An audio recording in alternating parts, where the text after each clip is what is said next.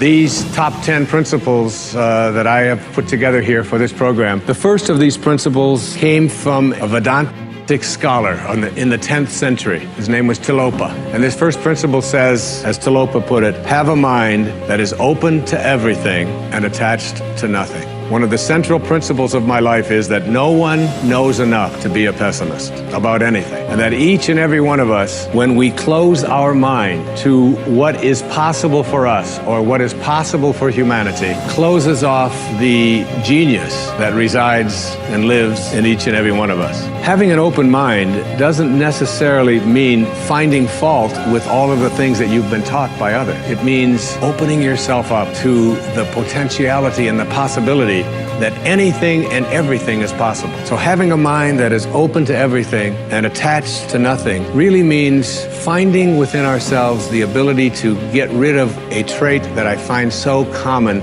in the contemporary world. Do you know that most people that I meet spend their lives looking for occasions to be offended? They actually are out there hoping that they can find some reason to be offended. And there's no shortage of reasons. They're out there everywhere. The way this person dressed, what this person said, they turn on their TV, they hear the news, they're offended by this. Someone used language that they didn't like. Someone doesn't share the same customs that you. And all day long, in fact, if you keep track tomorrow, you will find probably 100 reasons that you can go around being offended. But a mind that is open to everything and attached to nothing is a mind that says, I'm never looking for anything to be offended by. And that whatever anybody else out there has to say, my response to that is, that's an interesting point of view. I've never considered that before. Hey, it's Evan Carmichael, and I make these videos because in my first business, I struggled to stay afloat. I quit my business partner, and the thing that kept me going was studying the stories of famous entrepreneurs and seeing how they struggled and seeing what they had to overcome and listening to their wisdom, motivation, gave me the courage, the strength, the belief to go one more day and see my business through. And in all honesty, I still need the inspiration, wisdom, motivation today for my business too. So today, let's live your best believed life and get some incredible motivation from the one and only Wayne Dyer. Enjoy. I remember being interviewed for a morning television show, and the woman that was interviewing me said, how does it feel to be talking to audiences where people have all of these strange beliefs, these weird things that they come to? And it intrigues me because one of the things that Emerson said is in one of his very first essays. He says the first thing we have to say respecting what are called new views here in New England, where we are right now, is that they are not new, but the very oldest of thoughts cast into the mold of these new times. And that was in 1842. He was speaking about that. And this woman asked me the question. She said, doesn't it offend you that there's people out there and they're talking about people using crystals to heal somebody? And I remember my response.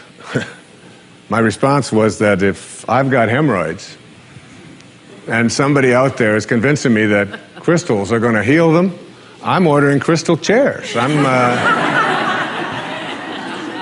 not?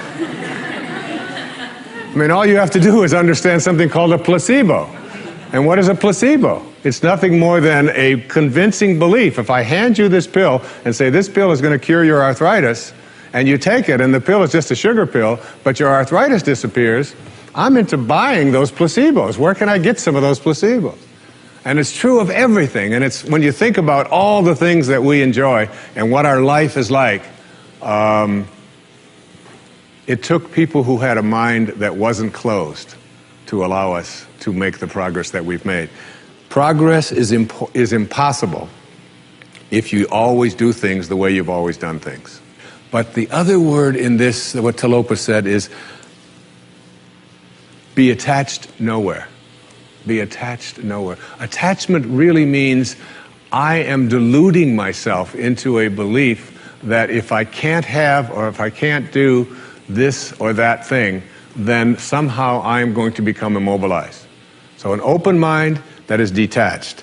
In my most recent book, in A Spiritual Solution to Every Problem, I have an observation.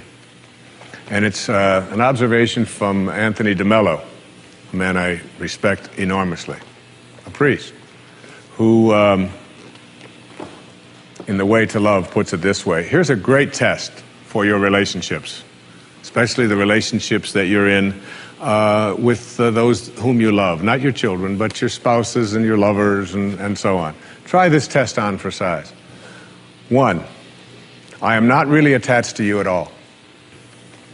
I am merely deluding myself into the belief that without you, I will not be happy. And 2, and here's the toughest test for non-attachment, I leave you free to be yourself, to think your thoughts, indulge your tastes, follow your inclinations, behave in ways that you decide are to your liking. How's that for a challenge? And so what most of us do in our relationships and why they are not as successful as we would like them to be is that we become attached and we tell ourselves that if this person behaves in a way that I find offensive, then I can't be happy. I make my happiness, my fulfillment dependent upon those people that I love being what I think that they should be. And detachment doesn't mean being a victim. It just simply means I know that I can make my life fulfilled and happy by having a mind that is open to everything and attached nowhere. The second principle is a very simple principle. It says you can't give away what you don't have. Now, it sounds ridiculous, okay? But it's more than what meets the ear as you hear this. You can't give away what you don't have. People who are not good at giving away love can't give away love because they don't have it to give away. If I want to give you a dozen oranges, I can't give you those dozen oranges unless I go out and pick up 12 oranges someplace. Otherwise, all it is just empty rhetoric. And the same thing is true of virtually everything in your life. You can't give away love for others if you don't have love in here to give away. If what you have in here is contempt, if what you have in here is anger, if what you have in here is fear, then these are the things you're going to be giving away in your life. And I've often thought, and I really believe very strongly that there's a law, sort of a law in the universe. I call it the law of attraction. And the law of attraction is one that works like this. You get back from the universe, from the world, what it is that you put out there in the world. And if you're putting out there into the world that I am not worthy of attracting something beautiful into my life, that the universe will respond back to you with exactly that message. And there are people who come to me and who came to me for years when I had my own counseling practice and so on, and they would say to me, I just keep attracting the same kind of people, the same kind of events, the same kind of losers into my life. Why is that? Why do I keep doing that? And I keep attracting an absence of abundance. I just can't seem to attract abundance into my life. I'm always behind the 8 ball. I'm never getting ahead. And I suggested to them, I said, did it ever occur to you that that's the very kind of message you're sending out to the world and out to the universe? That the ocean of abundance is there. And you can go to that ocean of abundance and you can take a Mack truck and you can fill it up 20 times a day and take it out of there, and guess what? It doesn't impact at all the ocean of abundance. It doesn't even go down a zillionth of an inch. It's unlimited. Or you can go to the same ocean of abundance with a eyedropper, and you can just take this much out once a month and say, that's all that seems to be available for me. And the interesting thing for me is that when people go to this ocean of abundance, this unlimited world, all that I have is thine, it says in the holy books. All that I have is thine. It's all there for you.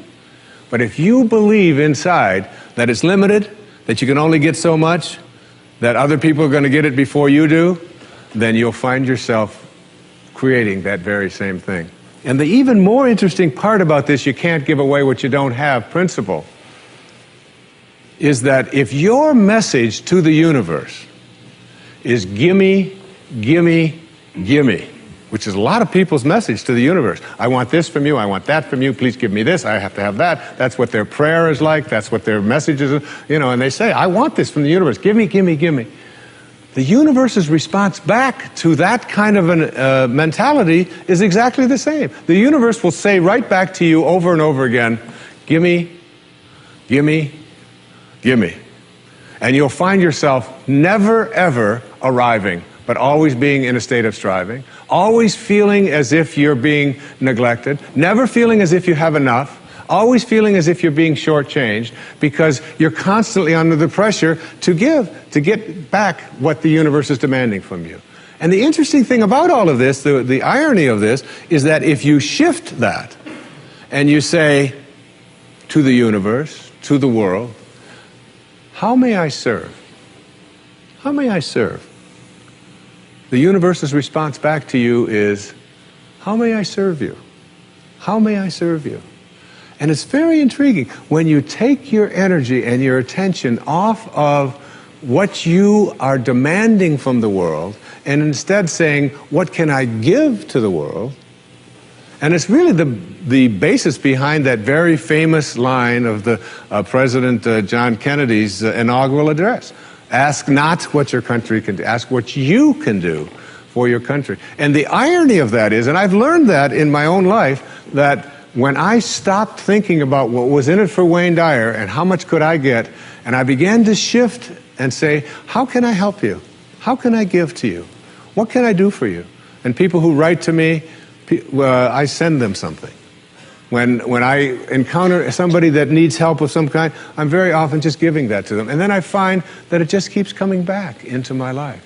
And once I shifted that energy off of what can I have into what can I give, it seemed to me that the universe responded back with the very same message. What can I give to you? And the most incredible and wonderful and beautiful abundance has flowed into my life in every way that I can possibly think of.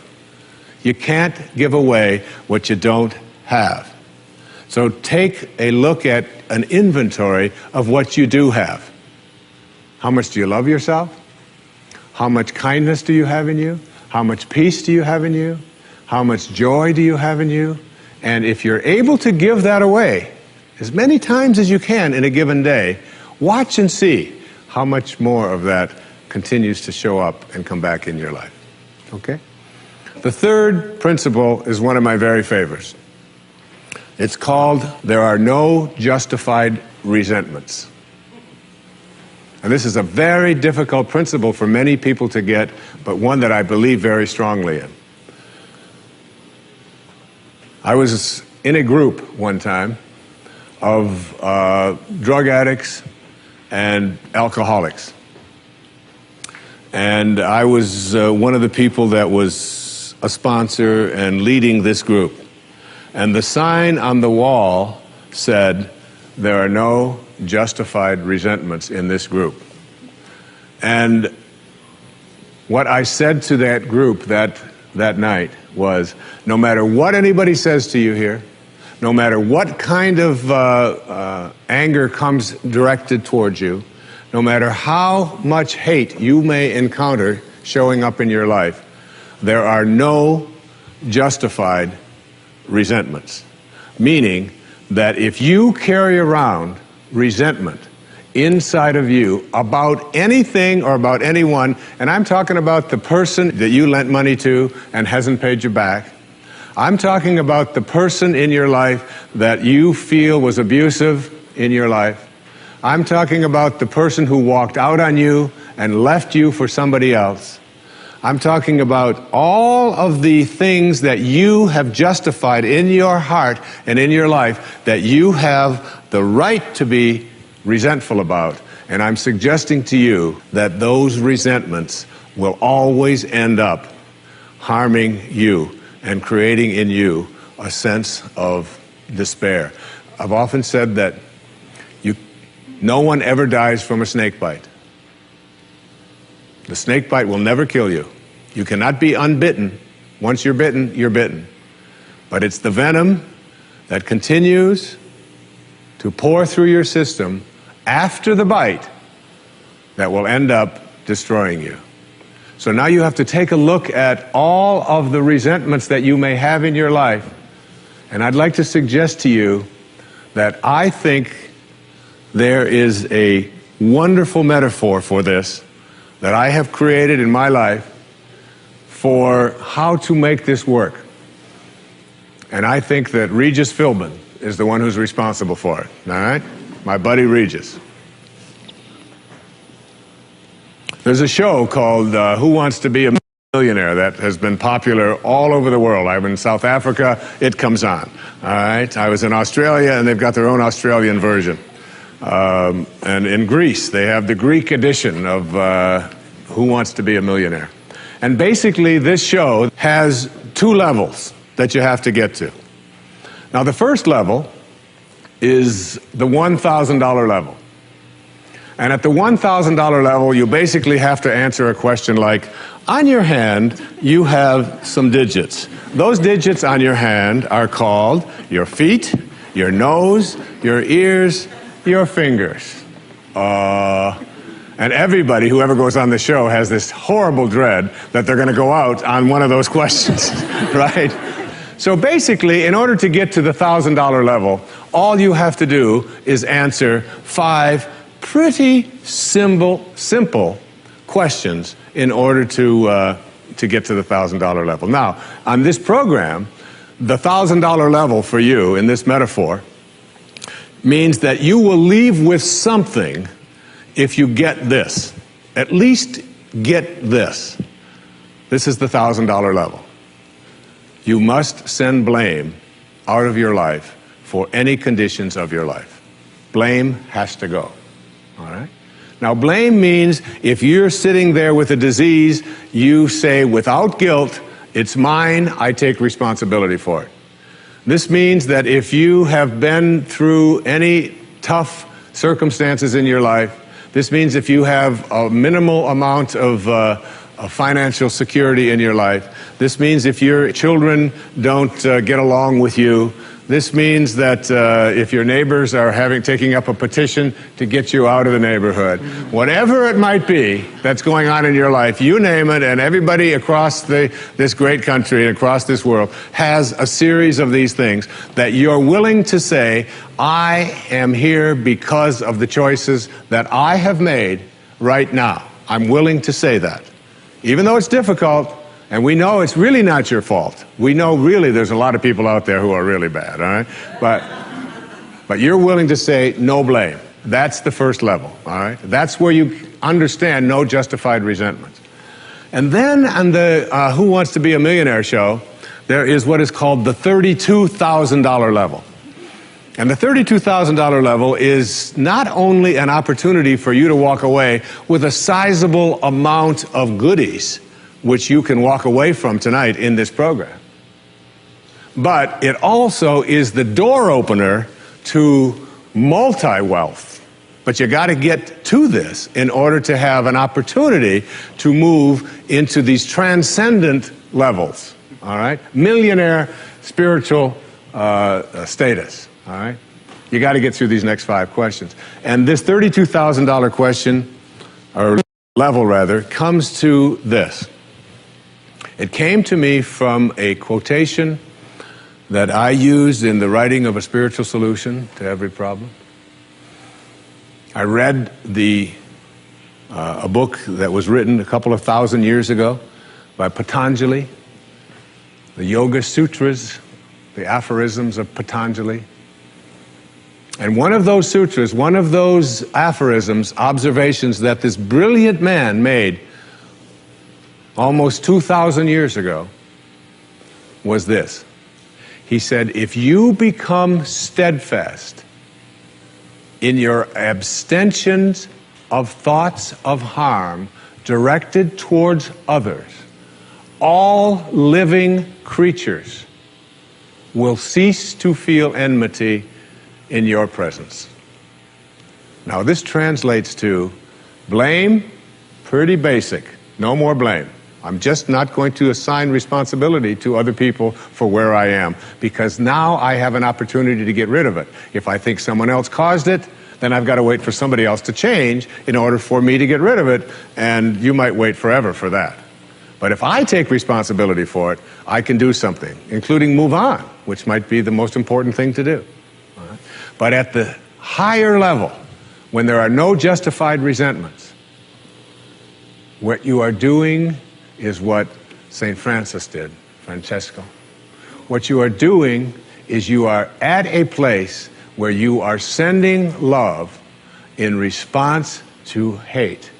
You are literally saying, no matter what comes my way, I am going to be steadfast in my abstention of thoughts of harm directed toward others. I'm going to work hard at, no matter what comes my way, having it come out of me what I want to come out of me, and that is love, and that is a higher energy. And if you can get to that level, Patanjali said, all living creatures will cease to feel enmity in your presence. I have a little girl, a precious little girl. I have 6 precious girls and 2 precious sons, but I have a little girl who is almost 12. And she loves animals like no one I've ever met in my life. I mean, her whole life revolves around animals. And when we walk in the woods, butterflies avoid me, fly away from people around, and they come and they land right on her arm, and it happens all the time.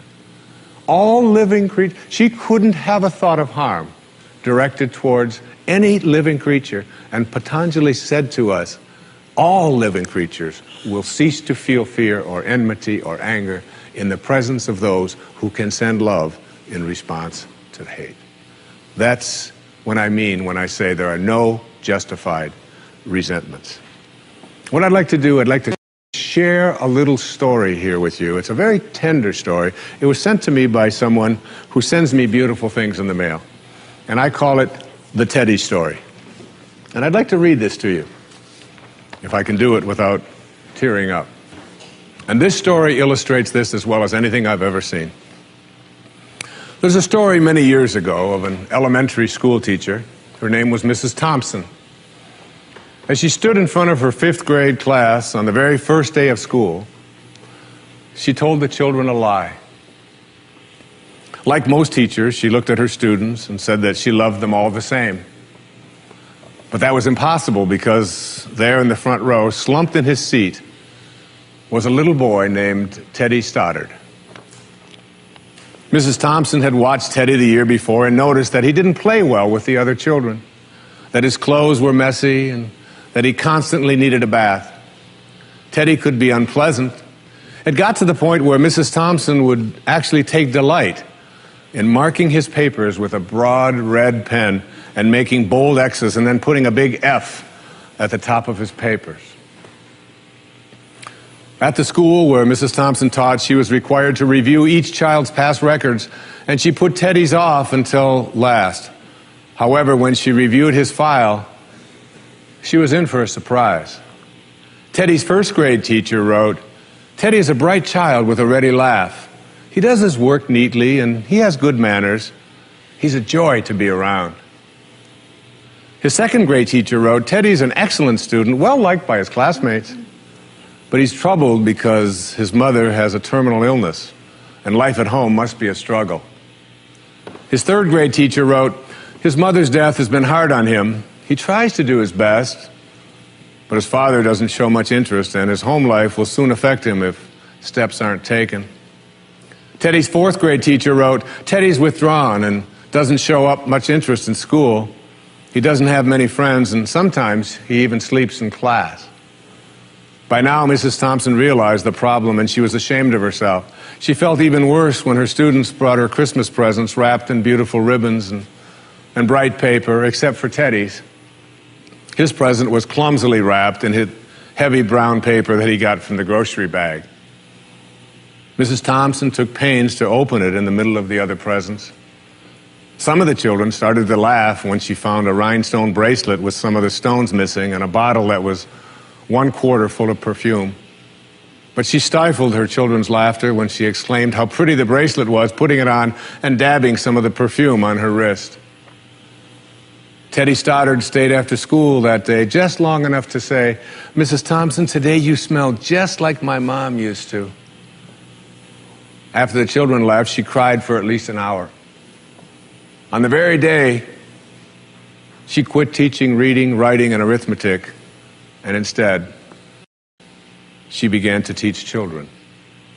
Mrs. Thompson paid particular attention to Teddy.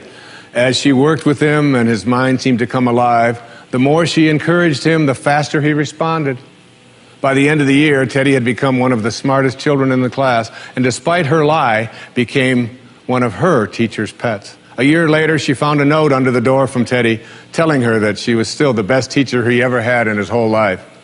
6 years went by before she got another note from Teddy. He then wrote that he had finished high school third in his class, and she was still the best teacher he ever had in his whole life. 4 years after that, she got another letter saying that while things had been tough at times, he stayed in school and stuck with it, and would soon graduate from college with the highest of honors. He assured Mrs. Thompson that she was still the very best and favorite teacher he ever had in his whole life. Then 4 more years passed, and yet another letter came. This time he explained that after he got his bachelor's degree, he decided to go a little further. The letter explained that she was still the best and favorite teacher he ever had, but now his name was a little longer. The letter was signed Theodore F. Stoddard, M.D. But the story doesn't end there. You see, there was yet another letter that spring. Teddy said he'd met this girl and was going to be married. He explained that his father had died a couple of years ago, and he was wondering if Mrs. Thompson might agree to sit in the place at the wedding that was usually reserved for the mother of the groom. Of course, Mrs. Thompson did, and guess what? She wore that bracelet, the one with the several rhinestones missing. And she made sure she was wearing the perfume that Teddy remembered his mother wearing on their last Christmas together. They hugged each other, and Dr. Stoddard whispered in Mrs. Thompson's ear, "Thank you so much for making me feel important and showing me that I could make a difference." Mrs. Thompson came with tears in her eyes and whispered back, "Teddy, you have it all wrong. You were the one who taught me that I could make a difference. I didn't know how to teach until I met you." Isn't that a beautiful story? Yeah.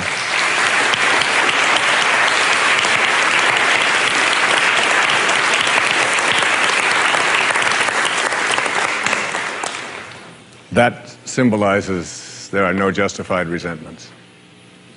Work at reaching that $32,000 level, the place where the only thing you have to send is love, because that's what's inside. And that's the message of our greatest spiritual teachers. That's all they ever had to give away. The next principle I call "Don't die with your music still in you." And who better to quote than Thoreau right here in Concord when he talked about some of us hear a different drummer, and we must march to the music that we hear. But all of you, everybody watching, everybody here in this beautiful parish, all of you have some music playing. And all of you have a heroic mission. There's no accidents in this universe. We all show up here with a purpose. There's an intelligence that is a part of everything and everyone, and all of us are connected to it. And too many of us are afraid to listen to that music and march to it. You out there, I know you have a book you wanted to write. I know there's a composition you wanted to compose. I know there's a song you want to sing someplace. Maybe you want to raise horses out in Montana. Or maybe you want to open up an ice cream shop on Cape Cod. Who knows what it may be. Maybe you just want to travel and see the world. Maybe you want to go into a relationship with someone, but you've been afraid to, but your heart says it's the right thing to do. All of us feel something. And in Leo Tolstoy's famous novel, The Death of Ivan Ilyich, he asks this question that would be terrifying to me. He says, as he has his accountant from Moscow lying on his deathbed, contemplating the horror of this question, what if my whole life has been wrong? I've known what my music is. It's playing right now. As I stand here in front of you with these cameras and in this place, and as I sit down and write my books and tell the world what I know are my truths, I feel always completely on purpose and fulfilled. And no time will I ever come to the end of my life and say, what if my whole life has been wrong? Whoever you are, whatever that music is, however distant it may sound, however strange, however weird others may interpret it to be, don't get to the end of your life and know that you're going to leave and not have it played yet. Don't die with your music still in you. It's the message of the greatest teachers who've ever walked among us. It's the message I give to you today as one of the principles for success and peace in your life. The next principle I call embracing silence. And embracing silence is not that I say this to you because it's so important to be quiet. What I have learned, I have a dear friend, and many of you know, we've put out tapes together, we've appeared on stages all over the world together. He's like a brother to me. His name is Dr. Deepak Chopra, a medical doctor, and a dear and close friend. And whenever anything is going on in my family, if I'm having a problem with one of my children or in my own life, and if I call him up and I'll say, Deepak, or his wife Rita, I'll say, Deepak, what do you think I should do? He always has the same answer, meditate. I'll say, yes, Deepak, I understand meditate, but I said, what do you think? He said, Wayne, go deep inside and meditate. Always meditate. I'll say, will you put Rita on? Wayne, meditate. I say, all right. And you know, I've learned a lot in meditation. But what I know most about getting quiet and getting peaceful is this, that there's only one power in the universe, and it doesn't matter what you call it. You can call it soul, spirit, consciousness, God. You can call it Louise. You can call it anything that you want. But as Alan Watts said, you can't get wet from the word water. It's not what we call something that gives it its substance. And this one power, this one force that flows through everything and allows everything to be, is indivisible. You can't cut it in half. You can't divide it. It's one. It's knowing the one. And everything in your life is almost always given a division. Male, female, young, old, tall, short, black, white, good, bad, up, down. These are all dichotomies. These are all these splits that we all have in our lives. The whole physical world that we live in and are immersed in, it's always immersed in this division. I used to teach a course at St. John's University in New York, and I used to tell my students when I was trying to teach this principle, anybody who can come to class and bring with them a magnet that only has a North Pole, I'll give you an A in the course. You don't ever have to attend another class. And no matter how thin they would slice that magnet, there was always the South Pole, because the physical world is made up of dichotomies. But we have to learn to fuse the dichotomies. And in fusing the dichotomies and blending the one, that's what silence does for us. That's why embracing silence is so powerful. Because no matter how many times you cut silence in half, it's like zero. You still only get silence. In Zen, they say it's the space between the bars that holds the tiger. And it's the silence between the notes that makes the music. These words that are coming out of my mouth right now come out of the silence. And finding that silence and embracing it means that you go to the place within you that you cannot divide. Just like you can't divide the source, the one, the spirit. You can't divide that either. It's only one. So when you go into your silence and you begin to practice meditation and you begin to make this a part of your life and embrace silence, what you discover is this is where you'll come to know your source. You'll make conscious contact with your source. I can't tell you how many people that have come to me who have suffered from serious illnesses, who've been given diagnoses that it's terminal and that you can't do it, who have gone out to the wilderness and have decided that I am going to commune with nature. And the Transcendentalists, Thoreau and Emerson, they believed that nature was our source and that we were all products of nature. And if you can get back to your source, if you can get back to that feeling of being with Spirit, that's where healing can take place. And I've had wonderful stories of people who've told me that it was when I began to embrace that silence that I began to feel more connected to my source. Embrace silence because it's a way to come to know God, to know your source. Both are indivisible. And the only experience you can have in your daily life that even comes close to a spiritual awakening is silence. The next principle I call giving up your personal history. And I learned it from a man named Carlos Castaneda, who once said that one day, he said, I finally realized that I no longer needed a personal history. And just like drinking, he said, I gave it up. And that, and only that, has made all the difference in the world. You know the nice thing about giving up your personal history is that if you don't have a story, you don't have to live up to it. All of us have these bags of manure that we carry around with us called our past. And the people who have done things to us and the events and the circumstances, all of this stuff that we use and we bond to. And we bond ourselves to these wounds of our past and we identify ourselves on the basis of these wounds. And every once in a while we set it down and we reach in there and we smear it all over ourselves. And then we wonder, why does my life smell so bad? I don't understand this. When in fact, the now, this moment, merging yourself into the now means that you may have been in a relationship. I had a woman from Holland who came over to see me whose husband had left her after 25 years. She had 4 children and she just had been on the verge of suicide. And she was losing weight and she was depressed and she was taking all kinds of drugs for it. And she was getting sicker and sicker because she just couldn't get over it. And she came to a book signing that I was doing at a bookstore down in Florida. And she said, you've got to say something to me. You've got to say something to me that will help me to get over this.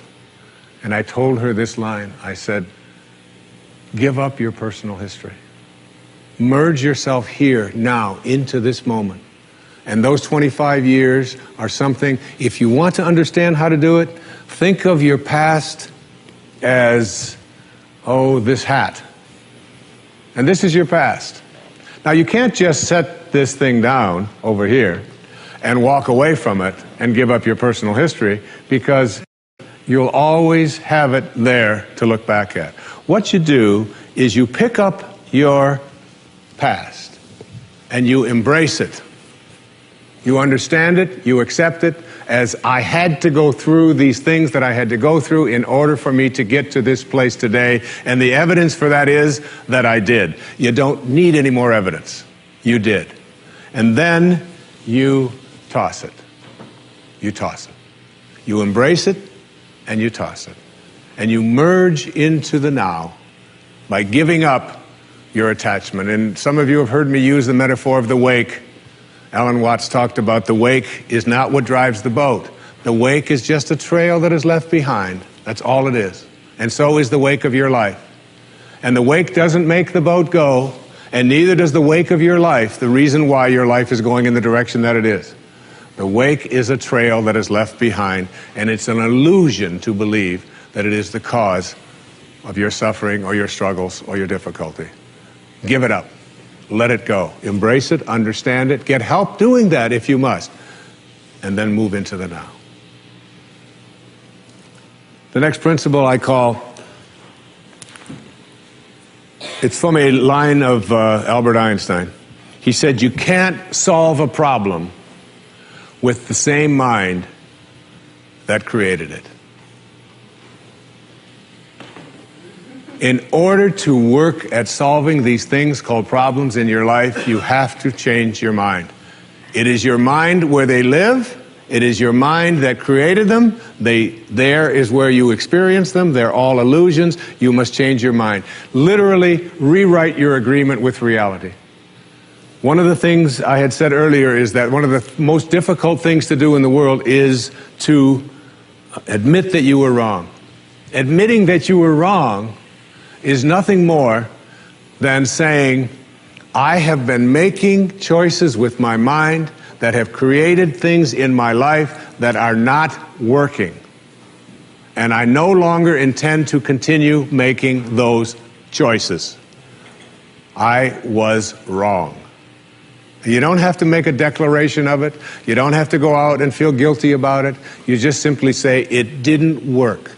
The relationship that I was in before, I behaved in these ways. I didn't realize that it wasn't working for me. Now I do, and this is where I choose to be now. The secret of a successful relationship is, to me, understanding that you put your attention and your energy in a person on what you love rather than what you don't love. Robert Frost said it so beautifully. We love the things we love for what they are. For what they are. Not for what they ought to be, not for what they used to be, but for what they are. So when you look into the eyes of a person you're in a relationship with, whether it's your children, you catch them doing things right as much as you possibly can. That's oftentimes takes a lot of hunting, but you'll find it. And when you think that my relationship isn't working, remember, it's in my mind. What am I thinking about that person?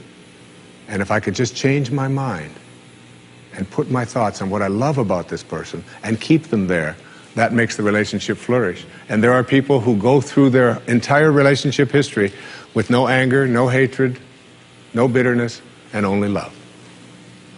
The next principle is, I call it, treating yourself as if you already were what you would like to become. In other words, you get out in front of your life and you see yourself as having already what you know you'd like to have and deserve to have. My children know how to do this perfectly. I have a daughter who wanted a prom dress, and the prom dress was way outside the budget that I thought a prom dress should be. I thought a prom dress shouldn't cost over $20, so I do have a problem, right? But I upped it to somewhere around $250. I don't know how much, whatever. To me, it was still more than I paid for my first house, okay? But at any rate, she called and said, Dad, this is the only prom dress I could wear. I've got to wear this prom dress. If I don't wear this prom dress, it's just on and on and on with this wonderful. You know, I saw a wonderful book about how to raise teenage daughters. The title of it is Get Out of My Life, but first drive me and Cheryl to the mall, all right? That's the actual title. It's a good book.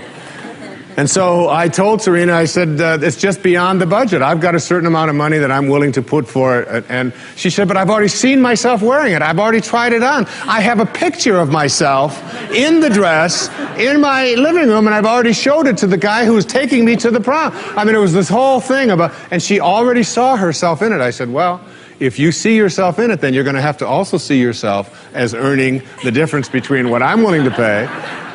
And she drew up a contract. She went onto the computer, and on the background of the computer, you know, where they have these little background things they put on, there was 500 pictures of the dress, all right?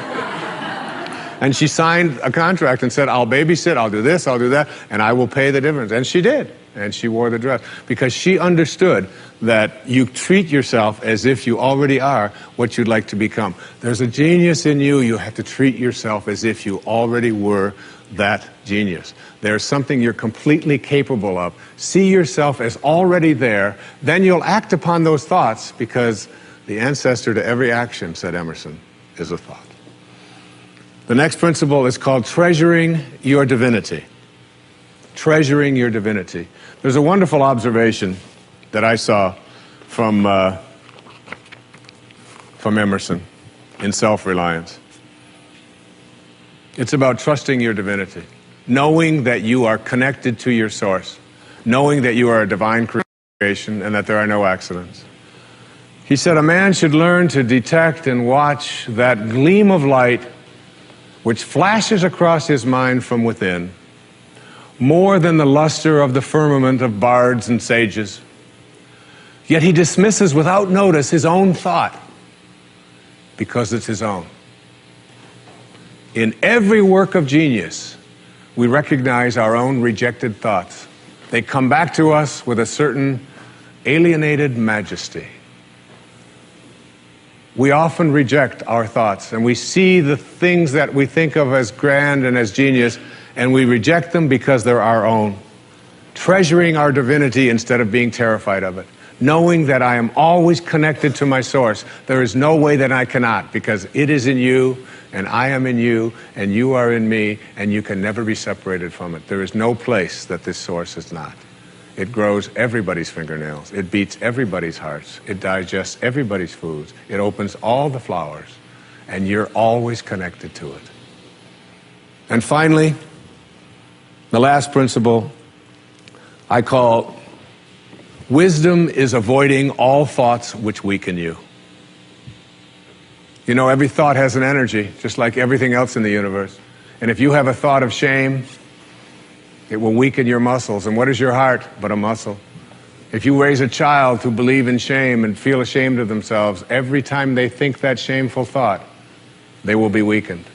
And if you have a thought of fear, and if you have a thought of stress, and you have a thought of anguish and anxiety, all of these thoughts and many more are the thoughts that will always weaken you.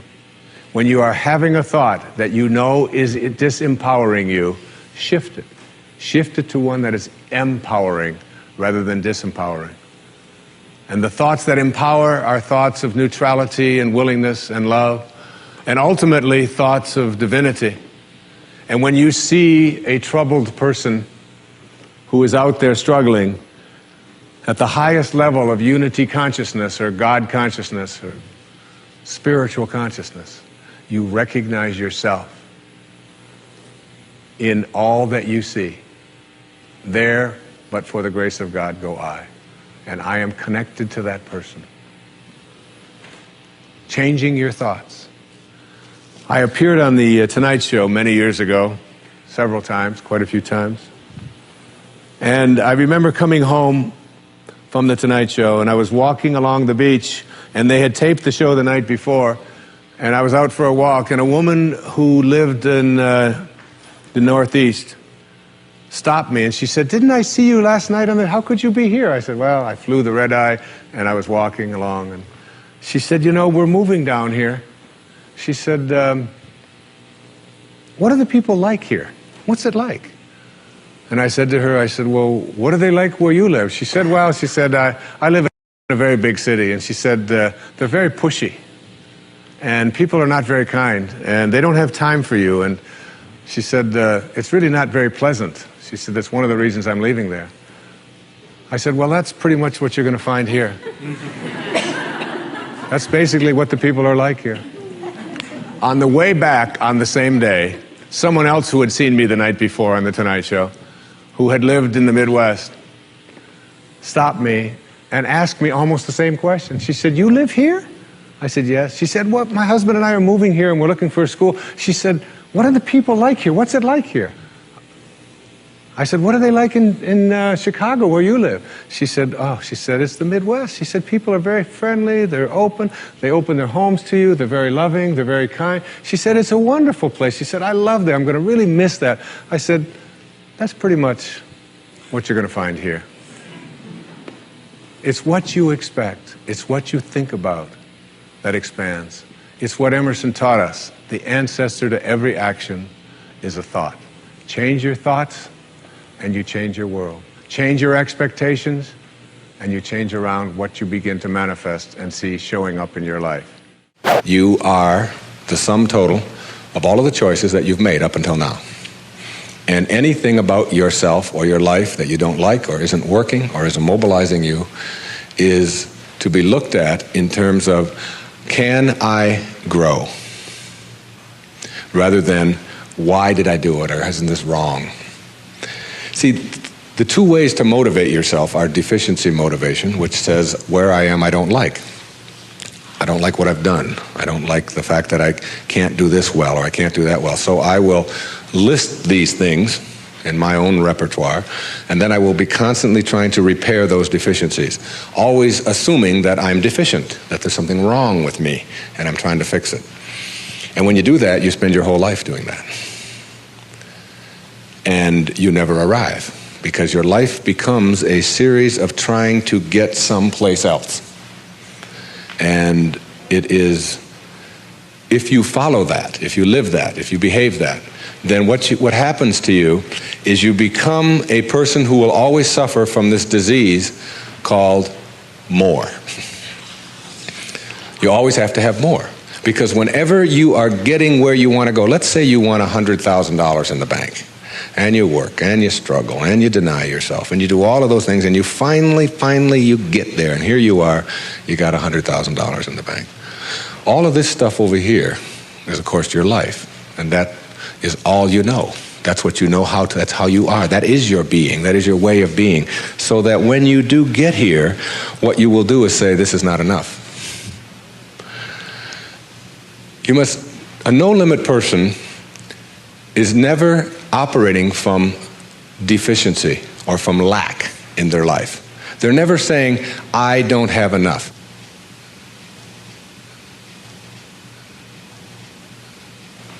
You see, you're never going to get enough. You already are everything.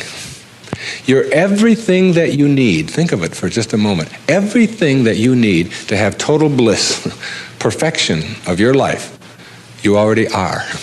You already have it. You came into this world with nothing. That's how you're going out. And the time that you have here, what you have is your uniqueness, your specialness, and you don't need anything else. Now think on this. If you don't know how to appreciate what you have and where you are in your life, you don't need anything else. Because if you do get something else, you won't know how to appreciate that either. You'll just want more. Or you'll want it to be different. Or you'll want it to be the way it used to be.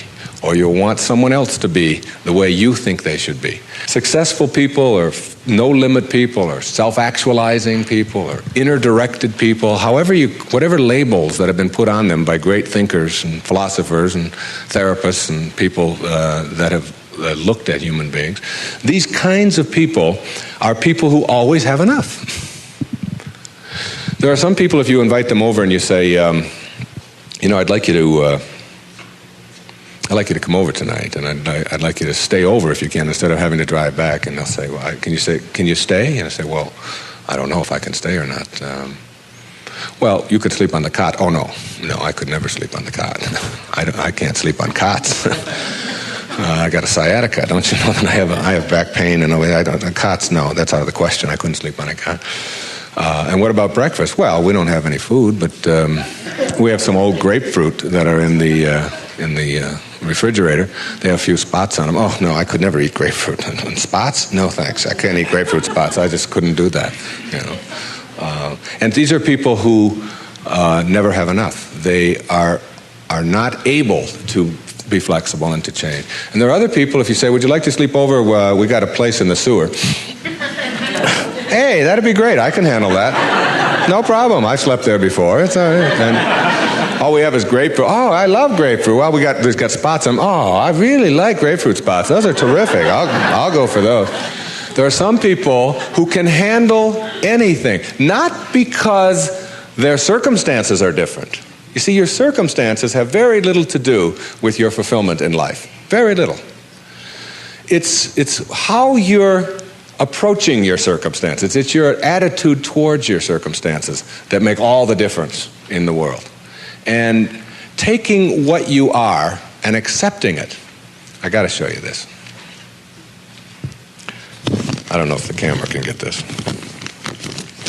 This is a little advertisement that was in the Detroit Free Press for last September. I was giving a speech at the Unity Church of Today in Detroit. And it says, Dr. Wayne Dyer will talk about your inner child and how to deal effectively with problems in all relationships. And it was a real nice ad, you can see that. Then on top of the ad, in the same paper, there's another ad. And the ad says, "Face it."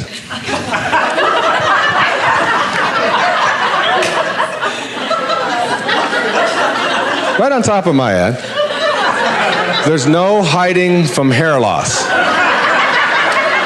And they got a picture of a guy with a box over his head. And they have a before and after guy there. And the after guy looks like he's just found fulfillment. And it says, "You can't run and you can't hide. Hair loss is a problem, and unless you take action, it will continue." Now, we've got to look at this in terms of what I can do with this and how I can handle this. See, my daughter helped me with being bald a long time ago. She said, "Dad, you're not really bald. Don't think of yourself that way." She said, "You're just about this much taller than your hair. That's all." Just sort of a nice way to look at it, too. I just sort of outgrew my hair. I sort of transcended my hair, if you will. All right? No limit people are human beings who take what they are and accept it, and don't tell themselves that somehow they're deficient because of anything about themselves.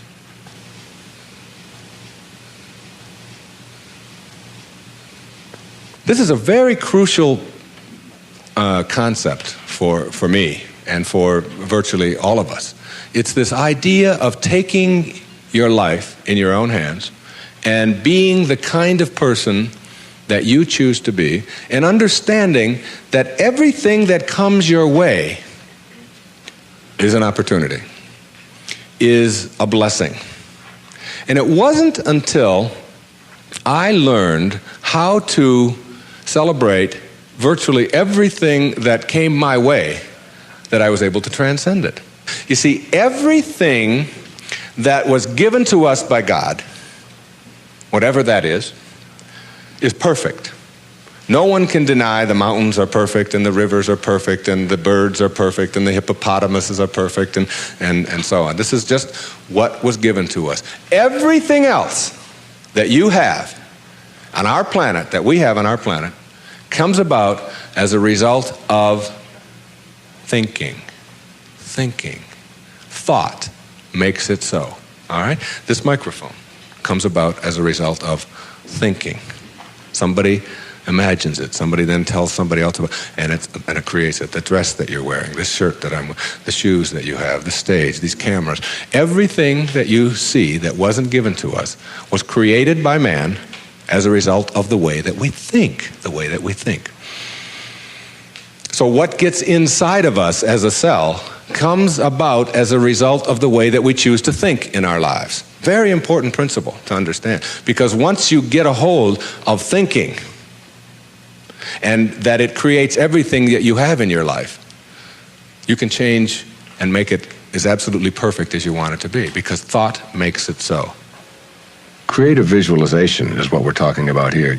The imagery, or the image that you have of anything in your life, is really like mental behavior. It's like going out and practicing. If you go out and practice with a basketball, shooting free throws over and over again, that's physical practice. Imagery is mental practice. It's mental behavior. When you have an image that you can succeed at something, when you have an image that you can do it rather than that you can't do it, when you get into your car and you have an image that you're going to find a parking place rather than that there'll be no place to park, so you're not looking for no place to park, you will start acting on the image that you have, very much like you will start acting on the practice that you have when you're shooting baskets, or when you're hitting a forehand, or working on your soup, or anything else that you're doing. Bucky Fuller, who I served with on the Hunger Project Advisory Council for 9 years, who died not too long ago, said that 99% of who you are, you can't touch, you can't see, you can't smell. 99% of you is untouchable, unsmellable, invisible. It is what Ken Kais has called your conscious awareness. It's what looks out behind those eyeballs. What is that? It isn't cells. It's some kind of conscious awareness that you are. And make no mistake about it, you've occupied a whole lot of bodies already. Now, this is not reincarnation talk. Although, I don't know about this reincarnation. People ask me if I believe in it. I say, well, I taught in a junior high school in the inner city of Detroit for 4 years. And I saw those dead bodies come to life every day at 3 o'clock. So I believe in reincarnation, all right? Now, if 99% of who you are, you can't touch and you can't feel and you can't smell, then what is it? Who is it? Where are you? What is this thing called your essence or who you are? And where does it go? Now think of this. You were in a body. I have a little baby girl who's 11 months old. And we were all in a body that size. Well, it's only a body about this big. Got fingers only this long. You know? Got tiny, tiny little parts all over the place. I mean, she's only this tall. Now, is that her? Is that her essence? Because I have other children who are much older, and I am much older than that, and I can remember being 3 and being in a different body. Still me, still my essence there, different body, totally different, doesn't even look anything like when I was 11 months old. And then I was 13 and had a funny body at 13. But still my essence was there in a whole new body. Hairs growing all over the place that I didn't understand, all kinds of things happening to it, you know. Then hairs falling out of it later on, you know. Looking at those hairs that fall out and say, what held it in yesterday? You know, I don't know. I don't even understand that, okay? And so it's like who I am has been in many, many bodies already, all right? And that essence, you see, everything on our planet that is alive can never die. It can never die. Life doesn't die. It just transforms. It just moves on to new places and new ways of being, new ways of being. And the way of being that is the most transcendent of all is this way that comes from seeing yourself as love and only having that to give away. Only having that to give away. Let's say I were to stand up here in front of you and just visualize for a moment that I have an orange. And I take this orange and I squeeze it as hard as I can squeeze it, okay? What's going to come out? Juice. What kind of juice? Orange juice. Apple juice, any chance? Once in a while? Come on, now and then. A little mango juice come out of an orange once in a while? No mistakes, right? Never, no matter what.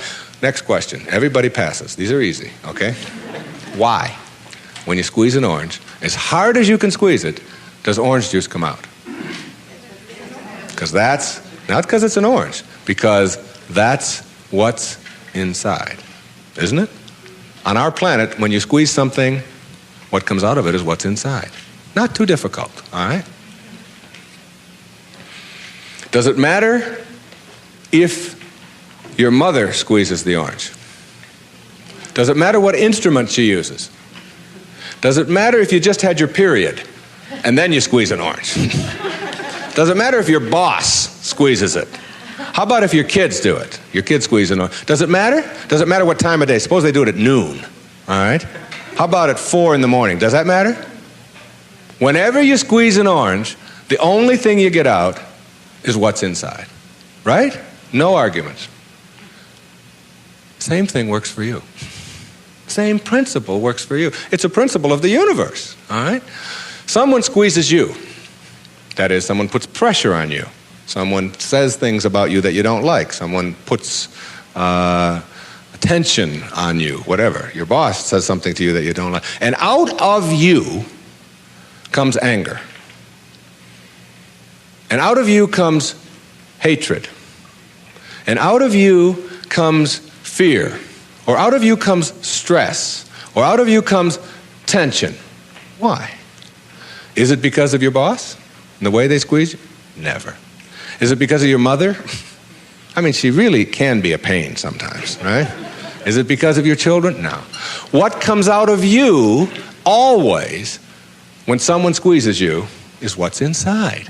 This is the vital principle of being a no-limit person. It's so crucial to get this and understand that. That if you have any hatred in your heart for anyone in this world, or any anger, or any fear, or any of those things, it has nothing to do with the rest of the world. It only has to do with what you put inside. Now, how does what gets inside of you get there? That's the key. How does it get there? As you think. Only as you think. You see, there's no anger in the world. There's no stress in the world. There's no tension. It's perfect. We've already established. It's perfect place. It works just fine. It's all flowing the way it's supposed to flow. The evidence for it is.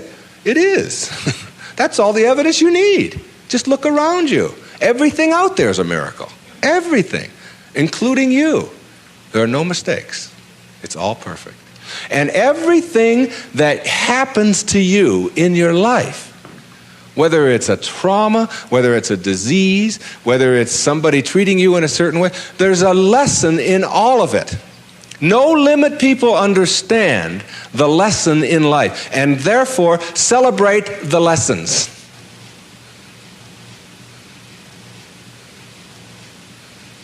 It's true. And when you get to that point in your life where you're not cursing the things that come your way and blaming the things that come your way, and particularly blaming it on somebody else, and you hear it all the time. She hurt my feelings. How's that possible? How can anybody hurt your feelings? Your feelings come from your thoughts. No one can hurt your feelings without your consent. No one can make a fool of you without your consent. No one can embarrass you without your consent. These are choices that you have that come from the way that you think. Someone calls you a name. Hey, stupid. And you turn around. I didn't even tell anybody I was coming. How did they know that, all right? And then you blame the person who called you a name. Instead of saying, that's just their opinion. That's just where they are. That's where they are on the path. And it's okay. All of you are in relationships, right? Everybody has a relationship of some kind or another. In your relationship, you have any problems? Any of you have a relationship and you don't have any problems? I'd like you to take this microphone. I want to sit down and listen to you. Everybody in a relationship has problems, don't they? Right? Now, when you say, I'm in a relationship, I got problems. Therefore, there's something wrong. Something's really wrong, right?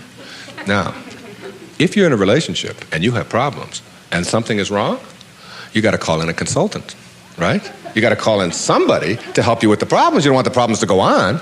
Who are you going to call in? You only got yourself. That's all you got.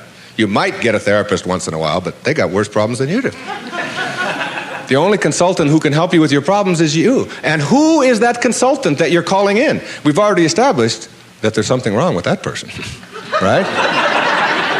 Something wrong. So now you're going to call in a disabled person to deal with your problems in your relationship, right? Now this is a really sick approach to curing your problems. You got somebody who says, we got a problem, you don't talk to me, and I didn't talk to you, and you came home late last week, and this week I called you, and you didn't call, and I was supposed to call you, and then you didn't do it, and how can you do that? Now this is the consultant you're calling. Excuse me, would you come in and help us? I don't know if I can help you or not. I didn't come home. That's the person you got to deal with your problems. All right? Now what you can do is you can change all of that around. You can say, I'm in a relationship. We got problems. There's nothing wrong with that. That's the way things are. You know, my problem is that you are different than I am. And you think differently than I do. And you behave differently than I do. And you smell different than I do. And you have all of these attitudes over here that I don't have. Nothing wrong with that. That's the way it is. When two people get together in a relationship, you don't have two people becoming one. If you do that, then what you end up with are two half persons. Who wants a half a person in a relationship? You always are single. Even if you're married and and involved in a relationship forever, you're still always single. You're still always you. Your unique, special, perfect self that is not trying to love, but who is love, who lives love, who is being love. The same as if you pray to God and say, God, will you please help me with my problems? And want God to do it for you. Never happen. You've got to be God. not be afraid to carry God around inside of you. If you want to get healed, you have got to understand that you're not going to get healed if you are asking someone else to heal you. And ask any doctor that you know, any surgeon particularly, who's taking somebody into surgery, and ask them which person has a better chance of living, of surviving, say, serious surgery.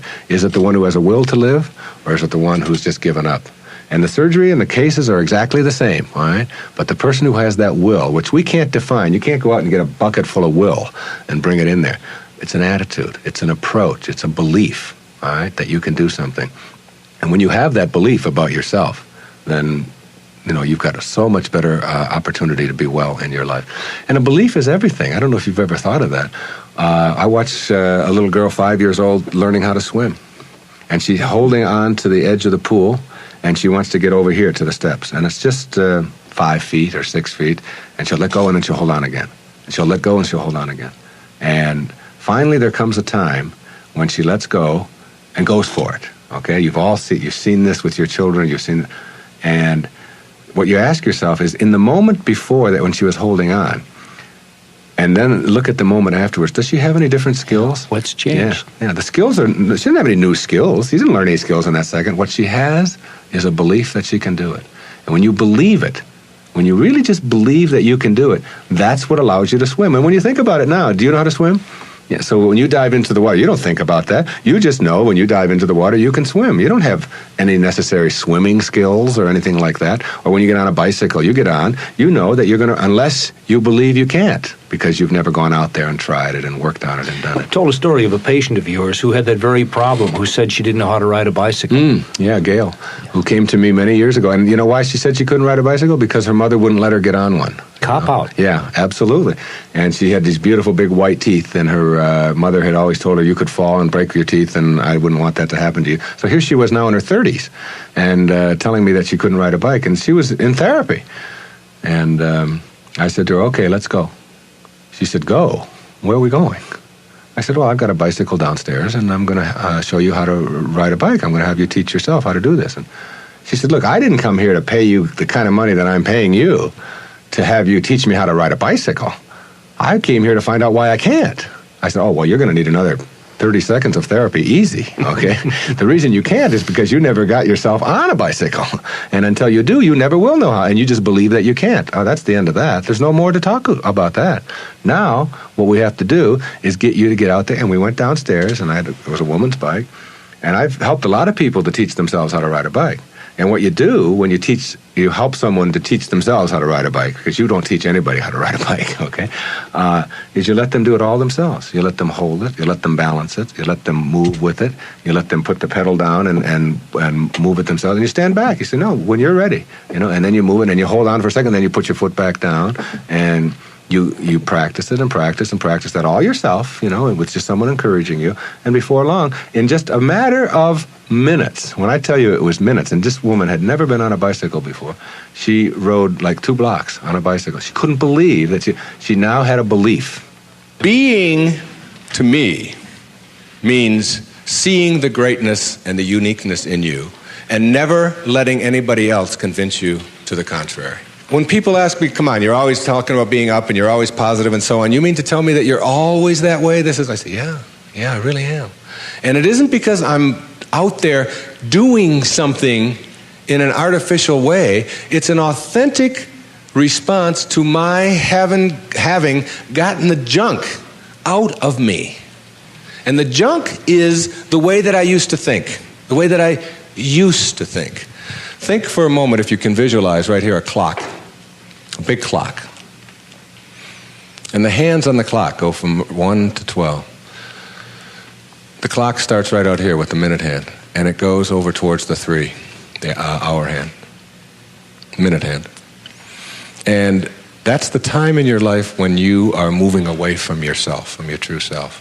That's the time when you are trying to put other people down, trying to prove that you're bigger and better than somebody else, trying to make yourself right all the time, as opposed to being with somebody else. It's like you're moving away, and a lot of people spend a lot of time moving away from their true self, because your true self is this little child, is this beautiful little child inside of you. that has only love and acceptance for everything in the world, and no dis-ease, no absence of ease. You move away towards the 3, and then you move down here this way, and you're still moving away from yourself until you hit the 6. The 6 is the point in your life, symbolically, metaphorically here, when you are the furthest away from yourself that you can be. It's the low point in your life. It's the point where many people break down, or many people break down their relationships, or they feel full of despair, they feel full of hatred, whatever it may be. And a lot of people die then. A lot of people are put into hospitals then. A lot of people have to really seek out therapy then, and so on. And when you're at that sick. There's another part of the clock that goes from 6 to 12 that I think of as living in the light. And this is when, and see, this clock hand never can go back. It can't go back. It can only go this way. It only goes this way, as does life. It only goes this way, forward. In this period, this place between 6 and 12, that's when you start coming back to yourself. That's what enlightenment is. That's the pathway to enlightenment. When you send out that stuff that is destroying you, that is killing you in one way or another, and you move yourself back over here, and eventually you get yourself all the way back. This is the light over here. This is the place where you can't go back. You'd be tempted. You might be tempted to steal. You might be tempted to use anger. You might even slip a little bit, and you catch yourself. I can just not too long ago there was we got a problem with our sprinkler in my home. One of the sprinkler heads is off, and if you ever seen that happen, you get a gusher going up there. And I've been wanting to get that thing replaced for the longest time. And I'm walking out of the bank, and there's a sprinkler head right there in front of the bank. Now, I practically own this bank, okay? So I'm going to go there every day, and I do a lot of business with this bank. And I'm looking at this sprinkler head, and I think, all I have to do is just unscrew this thing. It wasn't on or anything. They'll replace it tomorrow morning. It's 98 cents or whatever. So I actually get down there, and I start turning the sprinkler. And then I start thinking, do I want this karma? Do I want to steal? Do I want to take? I know it's only a 99, and if I went into the bank, they'd probably give me one anyway if I asked them. And then I just turned it back, and I said, if I want a sprinkler head, I'll go and buy one for myself. This doesn't belong to me. It was just like a split second of weakness there or whatever, but it illustrated to me that I can't go back there. I could never, and there was a time in my life when I could have done that. I can be absolutely frank with that. I could do that. I can't go back there anymore. That's where you start.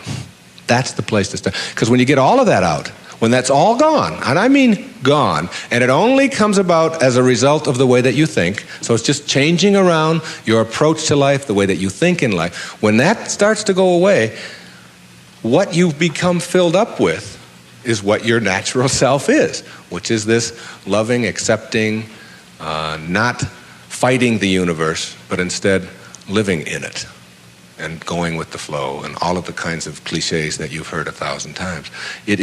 That's the metaphor there. And you see, every time you try to go back, can't do it. You can't do it.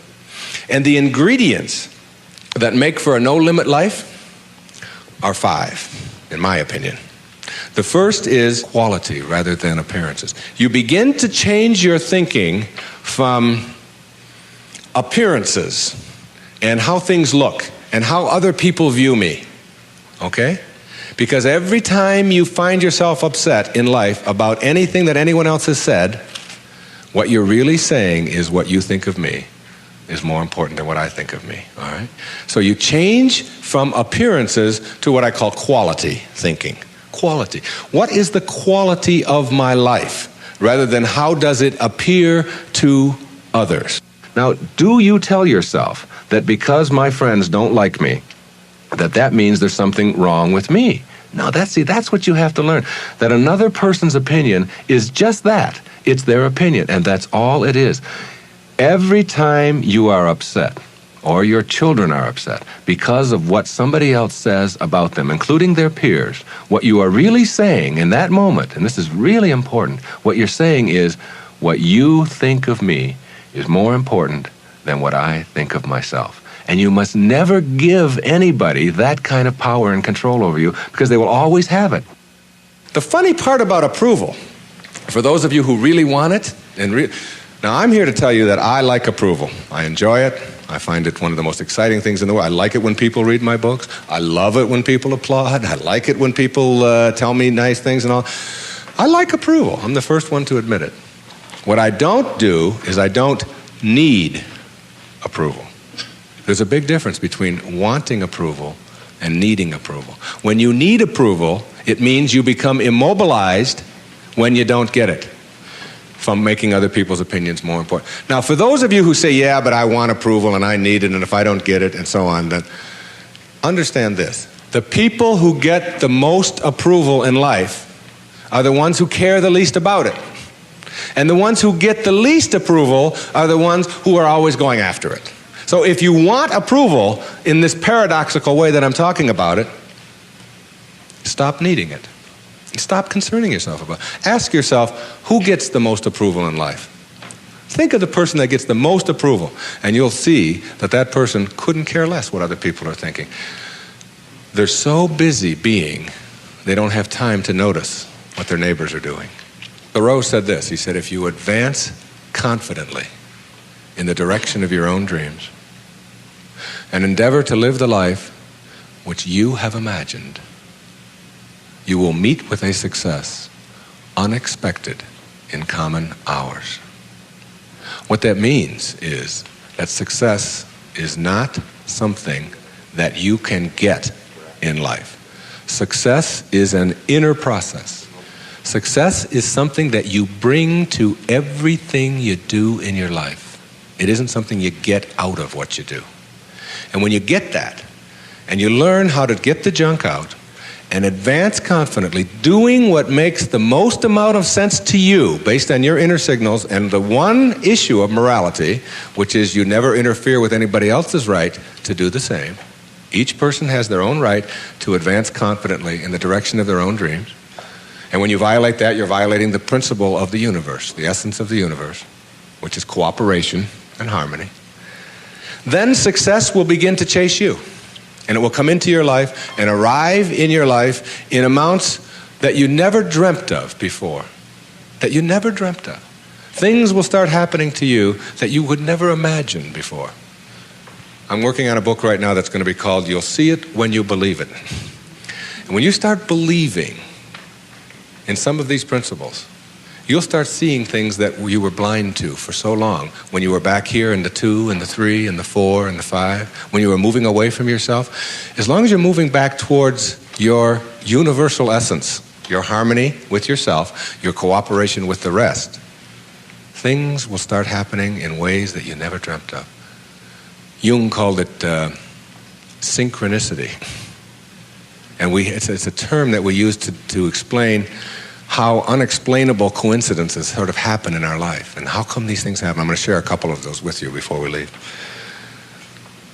The quality versus appearance in your life means that you get that inner candle flame working in a way that gives you quality, independent of what other people think of you. Maslow, in defining self-actualizing, no-limit people, said they are independent of the good opinion of other people. Of the good opinion of other people. Independent of it. They're so busy advancing confidently, doing the things that make sense, and bringing success to changing their baby's diaper, and bringing success to weeding their garden, and bringing it to the job. They bring it on the airplane so that when they run into somebody who is rude to them, a stewardess that is rude, they don't see it as an attack on them. It's just where they are, and they send them love. Help them a little bit, you know? They're kind. When somebody wants to get in on the freeway, and they're one old temptation when they were on the 1 to the 6 side was to say, oh yeah, nobody's getting in front of me, I'm getting there first. It's like, they slow down a little bit. They don't have all that type A stuff of having to beat somebody else and having to defeat somebody. It's a new way of being. It's a way of quality where your harmony allows you to cooperate, and you are a part of what this whole thing is about. New way of being, quality rather than appearances. Another new way of being, very important. Living your life on ethics rather than rules. Ethics rather than rules. All these rules, all these ways of having to do things, Somebody else dictates to them. Do you know that some of the most immoral acts in the world have been perpetrated in the name of the rules? These are the laws. What do you think Nazi Germany was all about? Everybody doing all these horrible things to other people. I'm only doing my job, was the defense we all heard at Nuremberg. I was just doing my job. If it's an immoral rule, it's immoral to obey it. And self-actualizing people, as Maslow tells us, have rules inside of them that they could never obey, never disobey, ever. And they have to do with ethics, how you treat people. How do you think we get to where we are now? You know who Rosa Parks was? The woman in the South, the black woman in the South who said, not today, I'm not going to the back today, no way. I know what the rules are. The rules were all over the place. If you needed a reminder, there were signs every place, colored in the back, white in the front. And she said, no, I'm sitting here. And that made all the difference.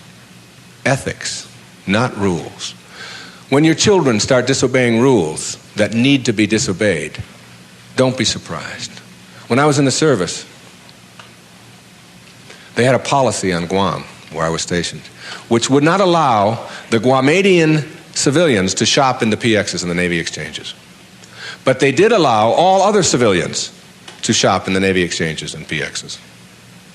But if you were Guamanian, that is, if your skin was dark and your eyes were shaped a little different, then you couldn't. A clear, outright violation. I was a serviceman. I was in the Navy. I was a communications cryptographer.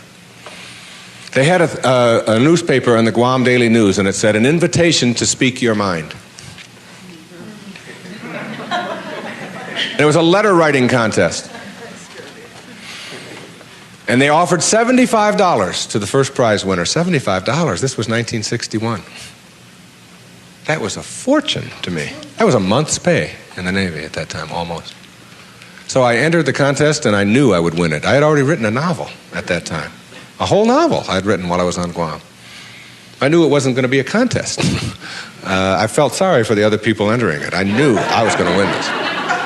Unfortunately, I didn't realize that when you're in the service and you have an opinion and you don't submit it to the chain of command, that you can be court-martialed for that.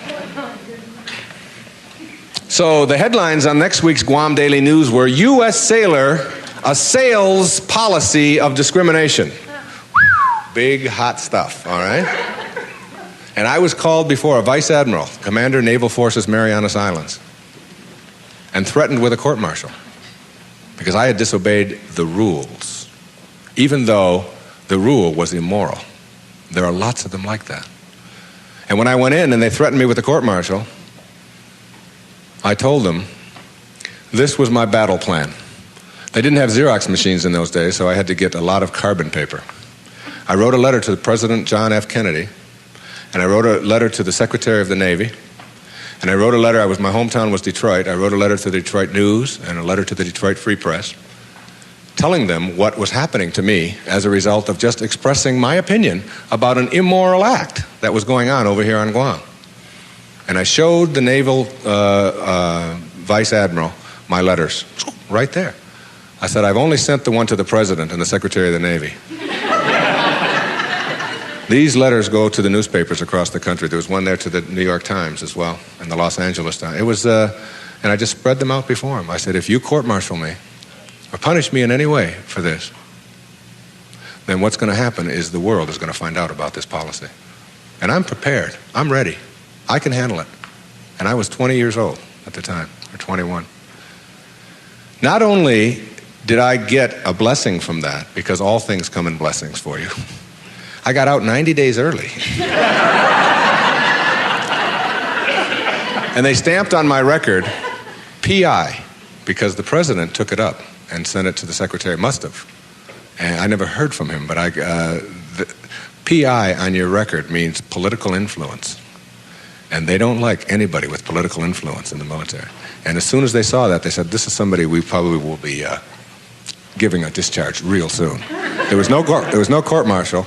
And in September of 1962, a brand new policy was initiated on Guam, which allowed any civilian to shop in the Navy exchanges. And it came about as a result of someone saying, these rules are immoral, and therefore it's immoral to obey them. New ways of being, ethics rather than rules. And when your kids want to know why, how come these rules are so stupid? How come we have to do this? Encourage them to change them. My mother always did that. She would have to help me get out of the messes that I got myself into, because I did it in my impetuous youth. I would just, when they would say to me, what's more important, your job or school? I was just honest. I said, my job, of course. That's how I felt in those days. But what you do put out in the world is exactly what's coming back to you. And if you find things coming back to you that you don't like and don't understand, don't ask yourself why these things are coming to you. Ask yourself what you're doing to make them come back to you. And when you start putting the responsibility on yourself, you'll start seeing dramatic changes. Dramatic changes. A new way of being. Instead of ethics, instead of rules, ethics.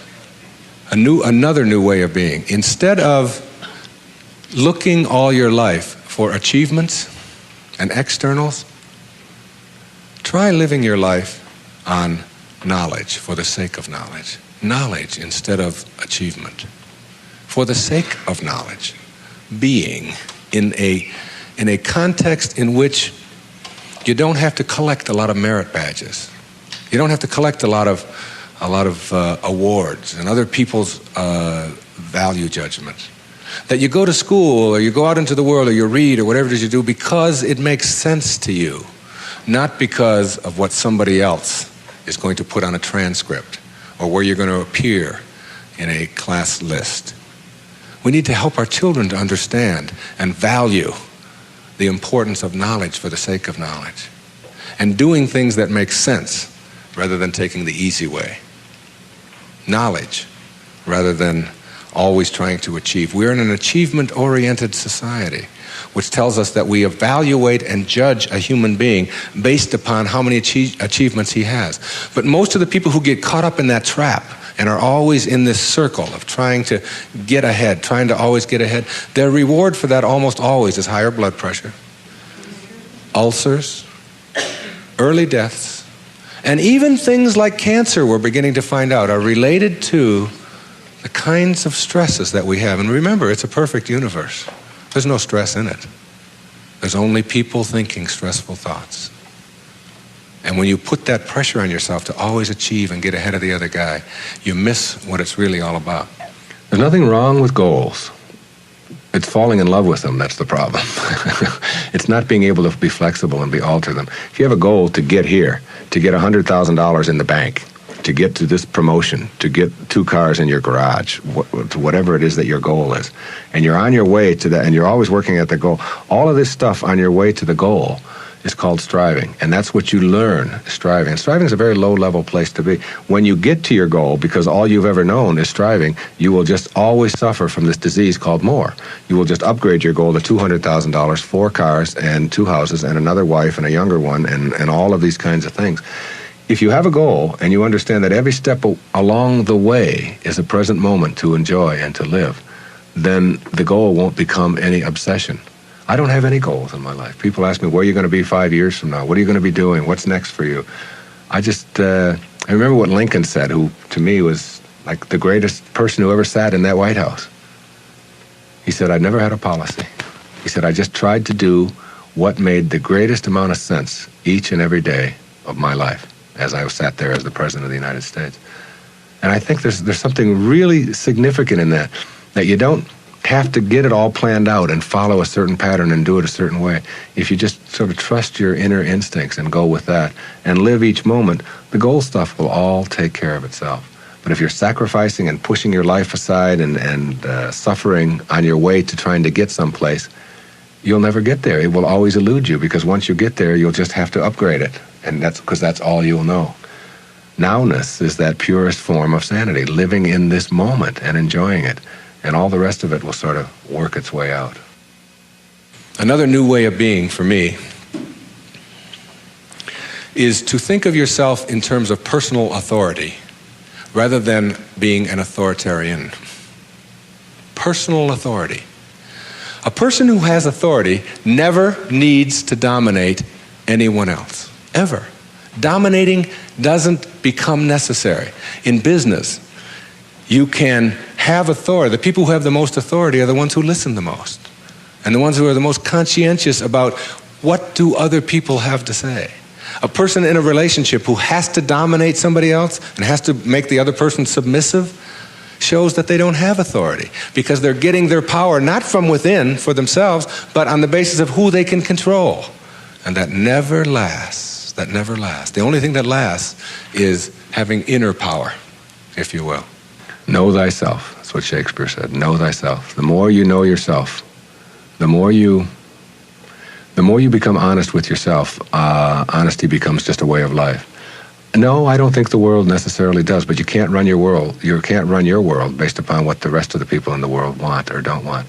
To me, honesty is like, it's a karma that goes out into the world. How people treat you in the world is their karma.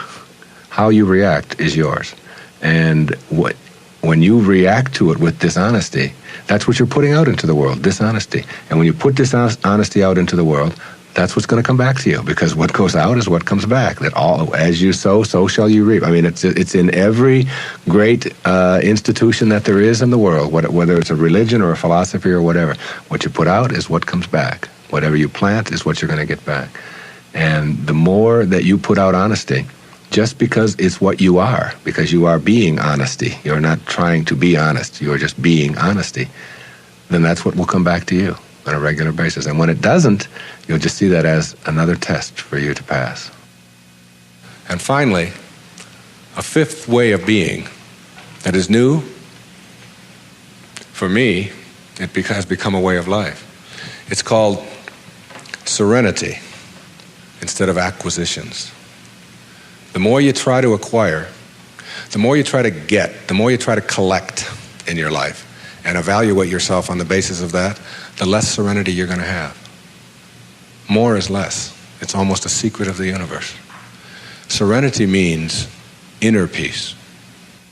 It means that you can find joy in every moment that you have in your life instead of always looking for it. It means that while you are driving along the countryside, and seeing, instead of saying, "Oh, I'm on my way to this point," that you can open your eyes and see it with new eyes. See the rolling mountains, see the grass, see the deer, see the sky.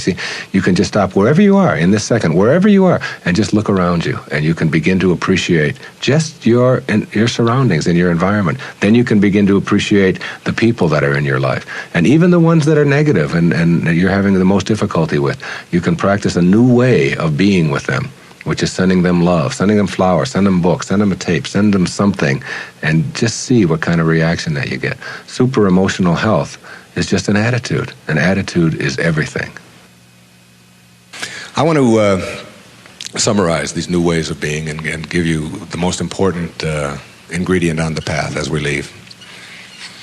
I said that it's quality in your life to be focusing on rather than appearances, and it's ethics rather than rules, and it's knowledge rather than achievement all the time, and it's being personally an authority on yourself rather than authoritarian and trying to be dominating someone else or to be dominated, and serenity, which is the name of my little girl, my youngest daughter, Serena, rather than acquisitions and accumulations and trying to prove yourself that way. And when you get that serenity, which comes from the way that you think always, then you will replace all of the other junk that keeps you back here between 6 and 1 on that clock. And once you get past it, you'll never, ever be able to go back.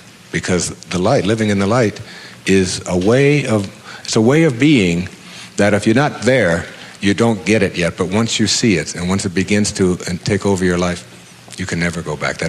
That is your purpose. Your purpose isn't to try to be loving. Your purpose is to be love, and only have that to give away. Well, but there's one other ingredient, and it's really crucial. Forgiveness is the vital ingredient on the path of enlightenment. And if you don't know how to do it, then practice sending out love. Take the person or the people that you're having conflict with, any place in your life, send them something. You don't have to even do it physically. Just send them something that comes from inside. and what's inside is how you choose to think. And if you can make that love and do that, and that is to me the test. Not whether you can love someone when they smell good, when they do everything that you're supposed to, but whether you can love someone who has sent you hate or anguish in your life and send it back. You don't have to forget. You don't have to go back. But you got to get it out of you because it is blocking you and holding you back. And when I said you'll see it when you believe it, all my life I had wanted to write fiction, a parable. 3-4 years ago, I decided to go off to Hawaii, to Maui, to Kaanapali Beach, and to write. Now, the books that had made the most difference in my life were The Little Prince, Candide, Siddhartha, Jonathan Livingston Seagull, Illusions, Alice Through the Looking Glass, Gulliver's Travels, parables, teaching parables, stories that can tell a message. I went over to Maui, and I sat down on the beach, and I'd been talking about writing this, I'd been talking about doing this, and it was something that, and I have a little girl, and her name is Skye, S-K-Y-E. I decided to reverse the letters in her name, E-Y-K-S, and put an I in there, which symbolizes the self, Icus. And I just created this parable of a woman whose name is Icus, who lives on another planet. The planet is Uranus.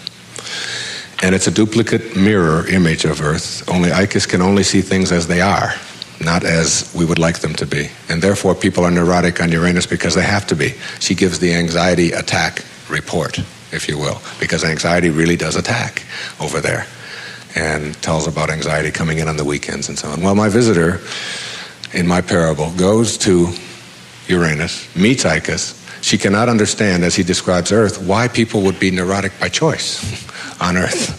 Why would anybody be unhappy or depressed or miserable when when anxiety doesn't attack, and when elevators really don't scare you, and when if you want a complex on Uranus, if you want to give a complex to your wife, you go to the store and buy one. And she says, what happened? Well, my husband gave me a complex, and it's true. Whereas on Earth, if you have a complex, it's because you've chosen to have one. She can't figure it out, okay? So she comes here, observes our people, and begins to see the secrets of the universe, and gives us these secrets, talks to the top leaders in our field. And that was my parable, and I wrote it, and she gives all of these wonderful secrets, some of which I've been talking about here today. But what I want to tell you is that my wife gave me a license plate, and the license plate says Icus, okay? It's a vanity plate. And I was pumping gas on Federal Highway in Fort Lauderdale, Florida, and a little man from Greece came up to me, and he said, what means this Ephies, which is how you say that in Greek? And I said, well, that's just a word. It's my daughter's name spelled backwards. It's a parable that I wrote. He said, no. He said, in Greek, that's a word. I said, what could that word be? He said, it means best wishes for all. You'll see it when you believe it. The great big erroneous zone, the cosmic erroneous zone. If you get this one, you'll have it and understand it all. There is no way to happiness. Happiness is the way.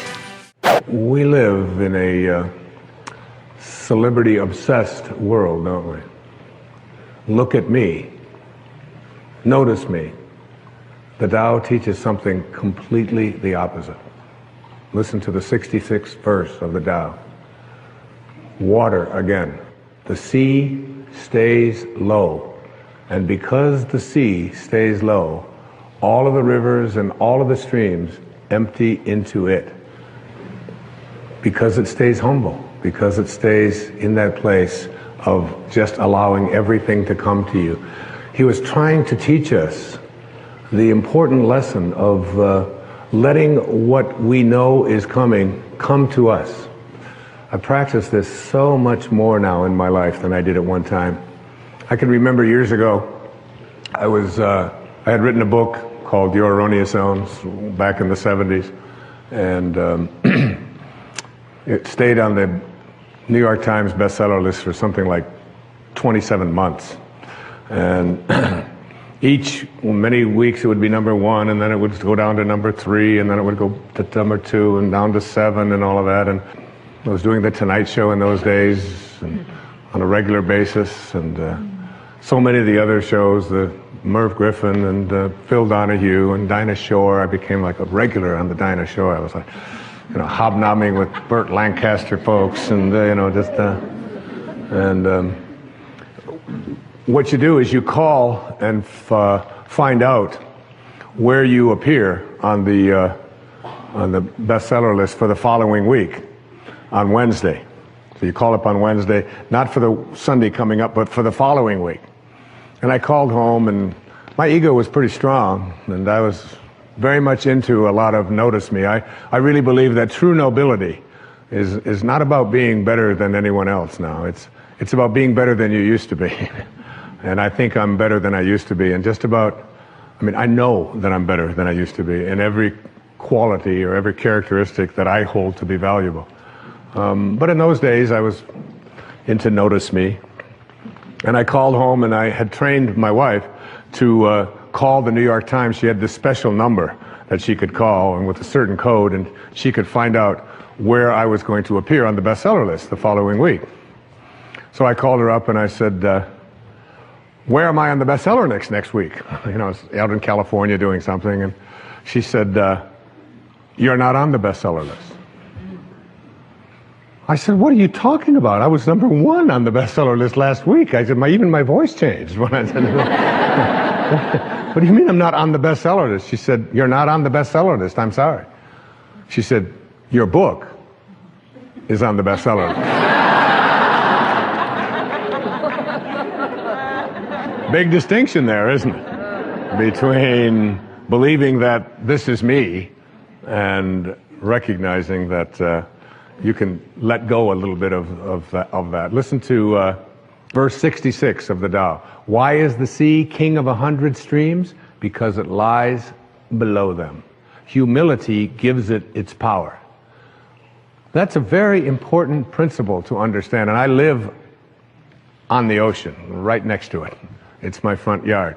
And always I watch it to learn something from this thing called the ocean, which is the most powerful source of life that we have on the planet. Without it, there's no life on this planet. And because it stays low, so what does this have to say to us? Do you have the capacity to get past that ego need to always be saying, notice me, look how important I am?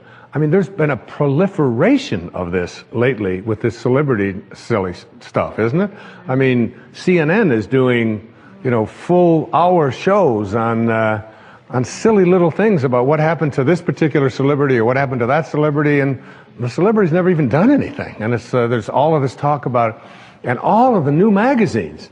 And you go through an airport and you look on the newsstand, and all the same photos, just with different magazines. I don't even know what the names of all of them are, but there's like this huge market now that we have for people to get into a state of notice me, notice me, notice me. And how much do we train our young people, particularly in our schools and so on, that the one who is the star is the one who gets the most attention.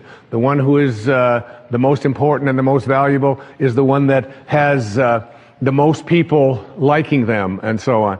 This constant obsession with needing to be noticed. When in fact, what I have found for myself is the happiest moments of my life are when I can do it low and slow and not have anybody out there even know what I'm doing.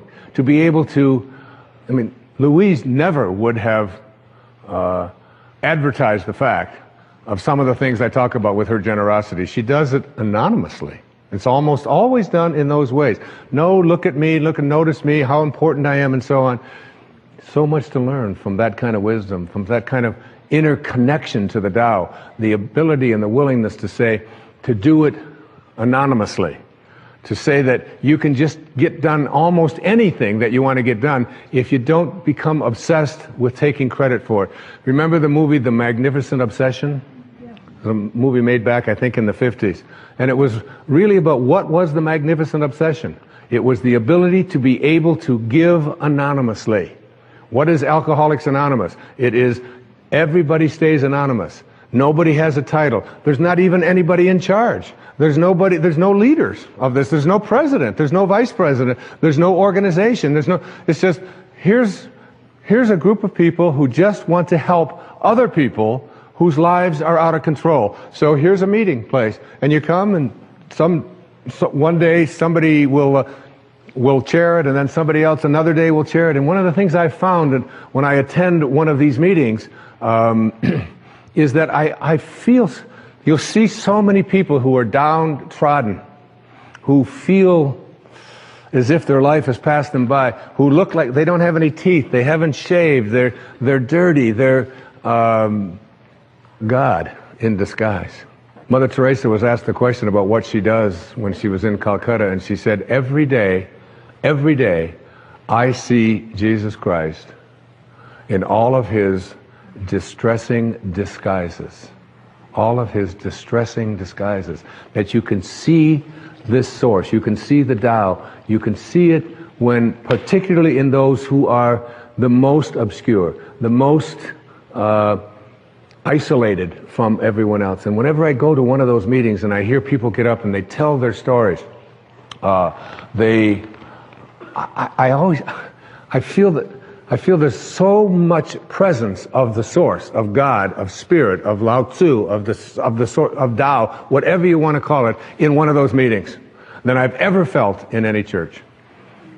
I've never felt the presence of it more. And I encourage you, any of you watching this right now, go to one of those meetings. You don't have to be an alcoholic. You don't have to. I'm not an alcoholic. I don't call myself an alcoholic. I was never out of control. I drank, but I wasn't out of control.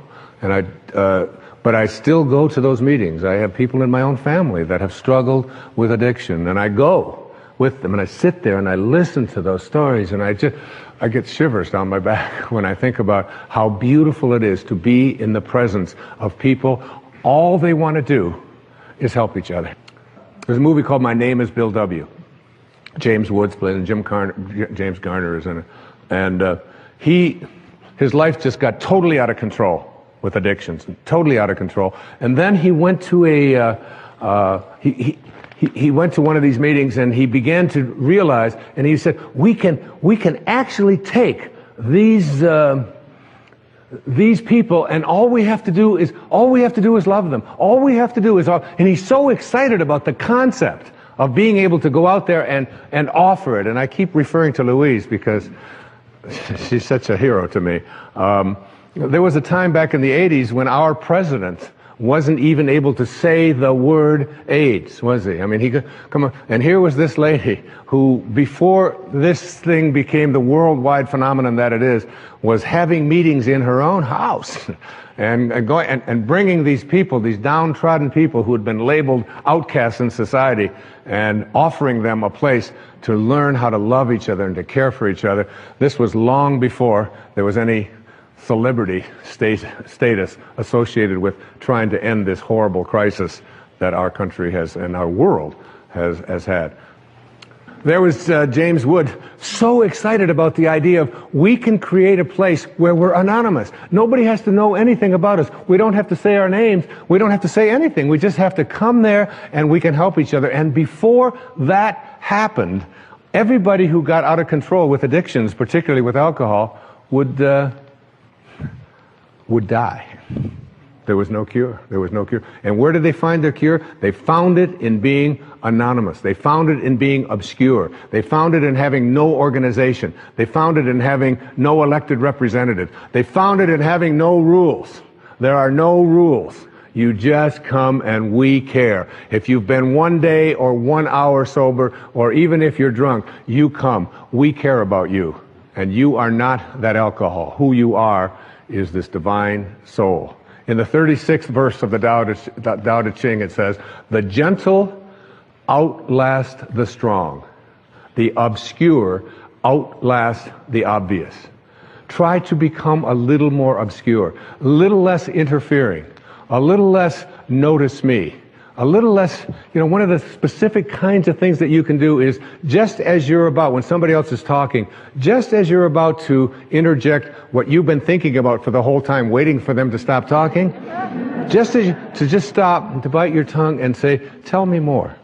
Or, that's very interesting. I have never heard that point of view before. Even if they totally, completely disagree with everything that you stand for, to be willing to listen, to be able to stop, practice it. I practiced it when I did these verses of the Tao. I practiced it every single day while I was working on that. Just staying obscure. And for me, that's not always so easy because of just being recognized wherever I go. And if I saw someone who was about to recognize me, I would just put my head down. I would just walk a little bit past them like something. Right now, I just want to be anonymous. Right now, I want to be obscure. The Tao says, storms always end. Verse 23, fierce winds don't blow all morning. A downpour of rain doesn't last all day. Who does this? Heaven and earth. You're already connected to everything you want or need. It will come to you at the exact perfect time, as the rivers and the streams come to the ocean at the perfect time and place. You gotta trust. You gotta know it's going to come to you. You don't have to chase after it. You can become a little less obsessed with your ego and your self-importance and who you are and what you've done, and you can get so much more done. And you know what? It's the most peaceful and sweet, delicious way. It's like the song that Cecilia was singing about the rose. There is an energy in the universe. There is something that is in each and every one of us. And it's also in the universe. And you are connected to it in a way that is often perceived to be aloof from us, because it's invisible, because it's in the world of what we call spirit, the world that is not material.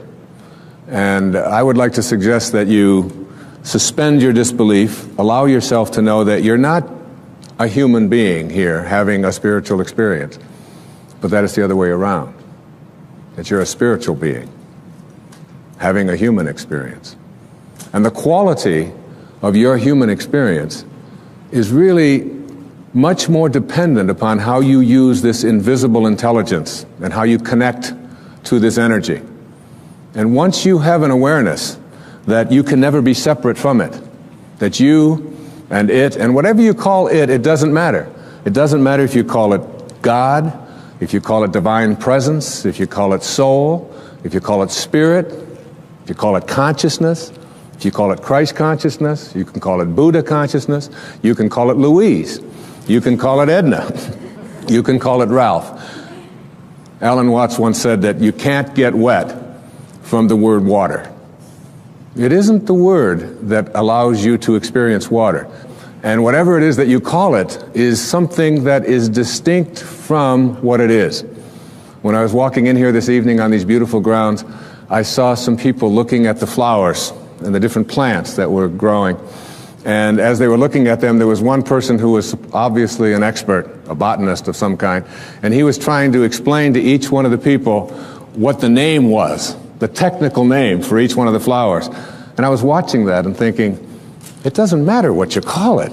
Can't you enjoy? Look at that thing. It's orange, and it just came out of nowhere. There's something very profound about enjoying it and being there with it, rather than being obsessed with labeling it. There was a very famous Danish theologian. His name was Søren Kierkegaard. He once said that once you label me, you negate me. Once you place a label on me and put me into a compartment or a category of some kind, I must then become what it is that you have labeled me to be. So that we want to be able to live our lives and to practice principles of higher awareness without being so consumed with what I call ordinary human awareness. And ordinary human awareness is just the recognition or the belief system that I am a human being. Maybe I'm having a spiritual experience, I'm not quite sure. But higher human awareness, what is sometimes in the East called Siddhi awareness. In the West, it's been called higher consciousness or Christ consciousness. There's many names for it. But when you get beyond just knowing yourself as this body and this personality and this thing that you inhabit, and begin to realize that who you are is that which was never born and can never die. when you recognize your eternal self. And that's what this program is really about. It's really about recognizing the power, the energy, the capacity to be able to do what it says in some of the most holy books that you've ever read, that even the least among you can do all that I have done, and even greater things. And that's not just empty words from Holy Scriptures. That's a very powerful lesson that each and every one of us can practice and live every day. What I'd like to suggest to you, and what this program is really about, is that there are higher levels of awareness that are available to us. A level of awareness that allows us to do things like, and it may sound a bit strange, but to manage the coincidences of our lives. To be able to place our attention on what it is that we would like to create for ourselves in our lives. To literally have the power to know that if I think about it, and I keep it there, and I keep that picture firm within me, that there is an energy, a source, a capacity within me that is in the universe and that is also in me, and that I can use this energy, that I can manage it. There are many ways to get the things that we want for ourselves in our lives, but basically it all begins with how we choose to think. As you think, so shall you be. 7 little words that I think are perhaps the most important things that we can learn and master in our lives. This old proverb notion that I become what I think about all day long. And once you know that what you think about is what expands, you start getting real careful about what you think about. You don't allow your thoughts to be on anything that you don't want, or that you wouldn't want to have manifest or show up for you in your life. Emerson said, the ancestor to every action is a thought. And you can look at every spiritual tradition, whether it's Eastern or Western, whether it's ancient or modern, whether it's civilized, quote, or uncivilized, quote, whether it's tribal, and there is, in all of these persuasions, this idea that inside each and every one of us, in a place that is not material, in a place that has no dimensions, in a place that has no boundaries, that in each and every one of us, we have this power, and we have this intelligence, and you can never see it. I've often said that when you die, if you're going to die, and 5 minutes before you're ready to leave, they weigh your body. And let's say it weighs, oh, let's pick a good number, 150 pounds, all right? And then life leaves your body. And they weigh your body instantly after you're dead. And it still weighs 150 pounds. So that your body weighs the same, alive or dead, before it begins to deteriorate. And if that's the case, then your life, this thing that leaves your body and your body still weighs the same, is weightless. Your life is weightless. You can't put a dimension on it. You can't put a measure on it. Who you are is that life. And that life is not in the dimension of material. It's like if I want to wiggle my finger, I just have to have a thought. And the thought says, I think I'm going to wiggle my finger. And then I do this, and you say, well, that's really no big deal. But it really is a big deal. Because there's something invisible in here that says, I'm going to wiggle my finger. I've never seen that. I've never been able to, you can put that under an x-ray, you can try to measure that and find out what it is in there that allows you to say, I'm going to wiggle my finger, and you can never find it. It's not in this world, if you will. So I can do all the scientific studies, and what I can do when I do these scientific studies is I can find the command center inside of me. And I can go to the brain and I can point to a specific point, and scientists can do this and say, there's the command center, which allows you to have a thought, I think I'm going to wiggle my finger. But there's no computer and there's no scientists and there's no technology that can ever allow us to go inside and say, there's the commander in the command center. Can't find it. And that commander in the command center, that weightlessness, is the part of us that we just don't pay enough attention to.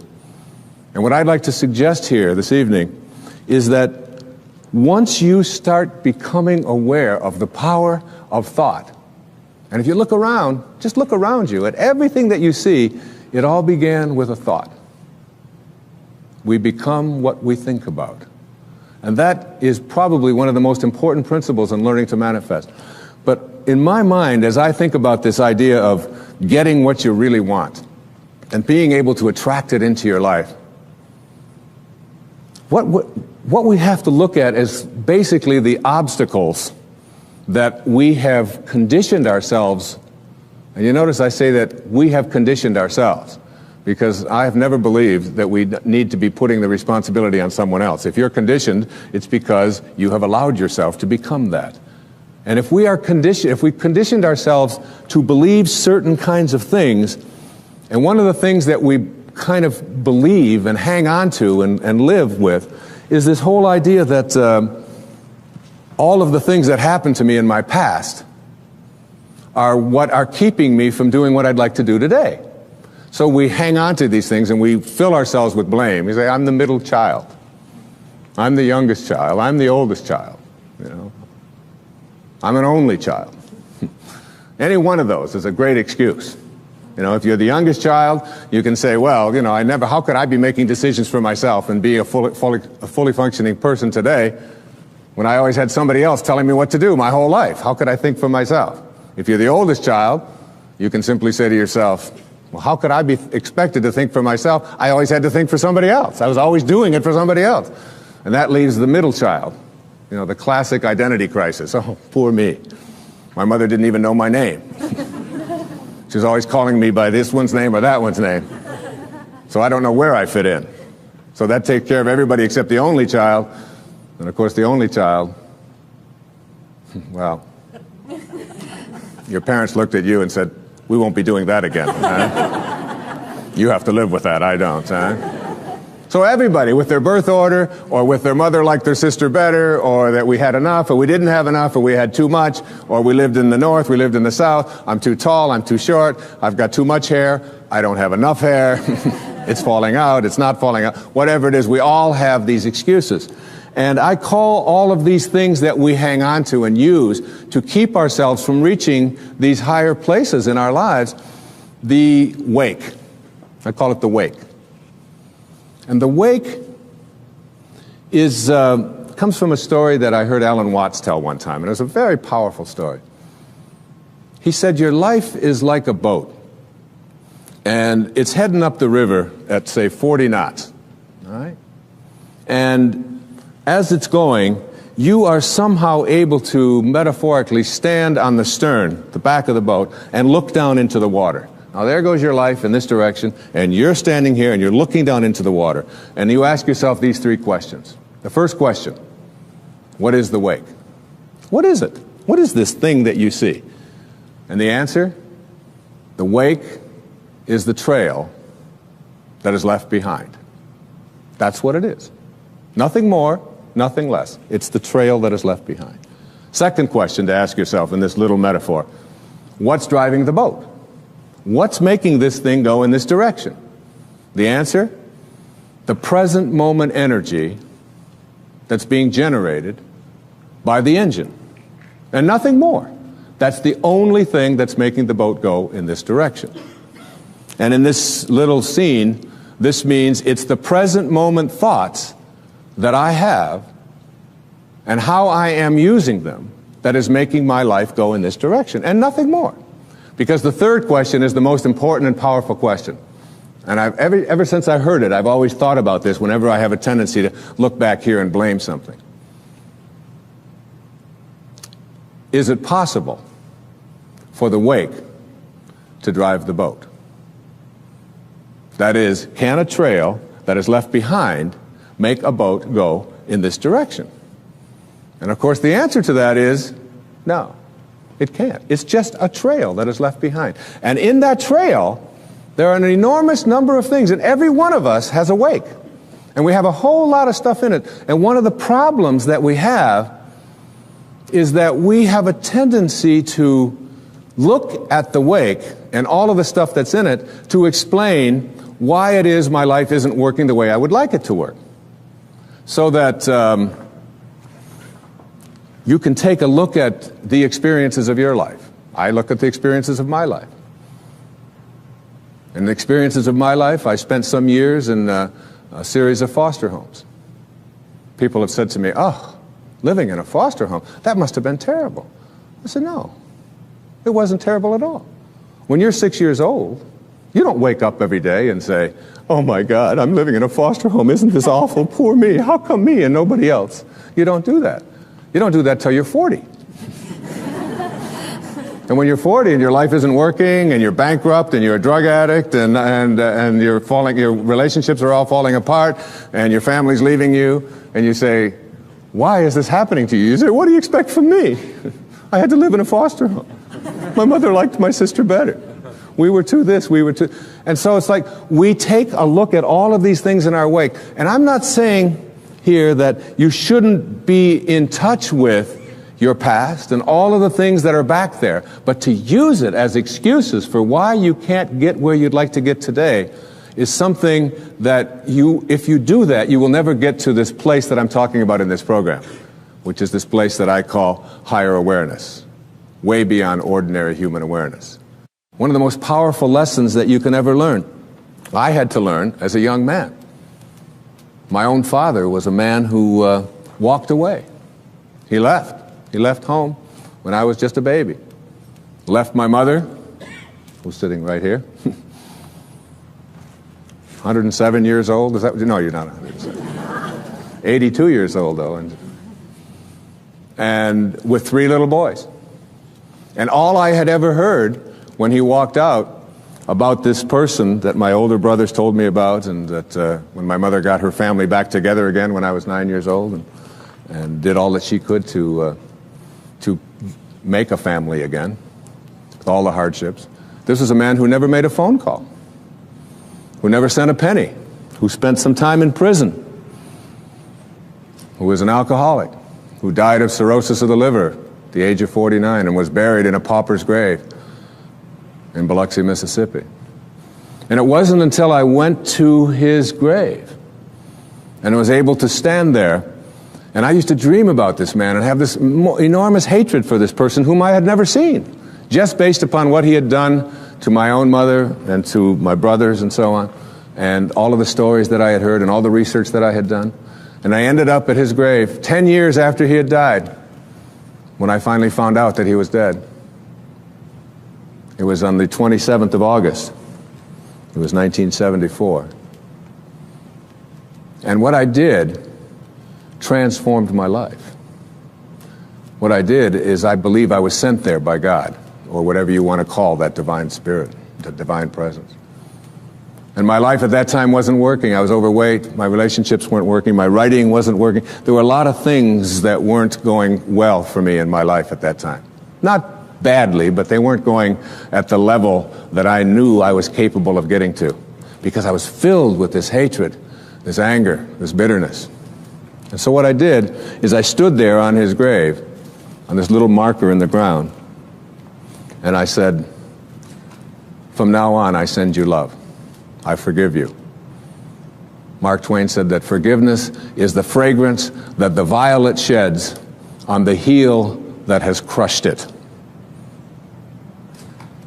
And once I let go of that anger and that hatred and all of my attachment to the bonding that I had done with these wounds, and let go of that and cleared that out of my life, my writing began to take place at a much higher level. In fact, I wrote Erroneous Zones in very, very short time after that.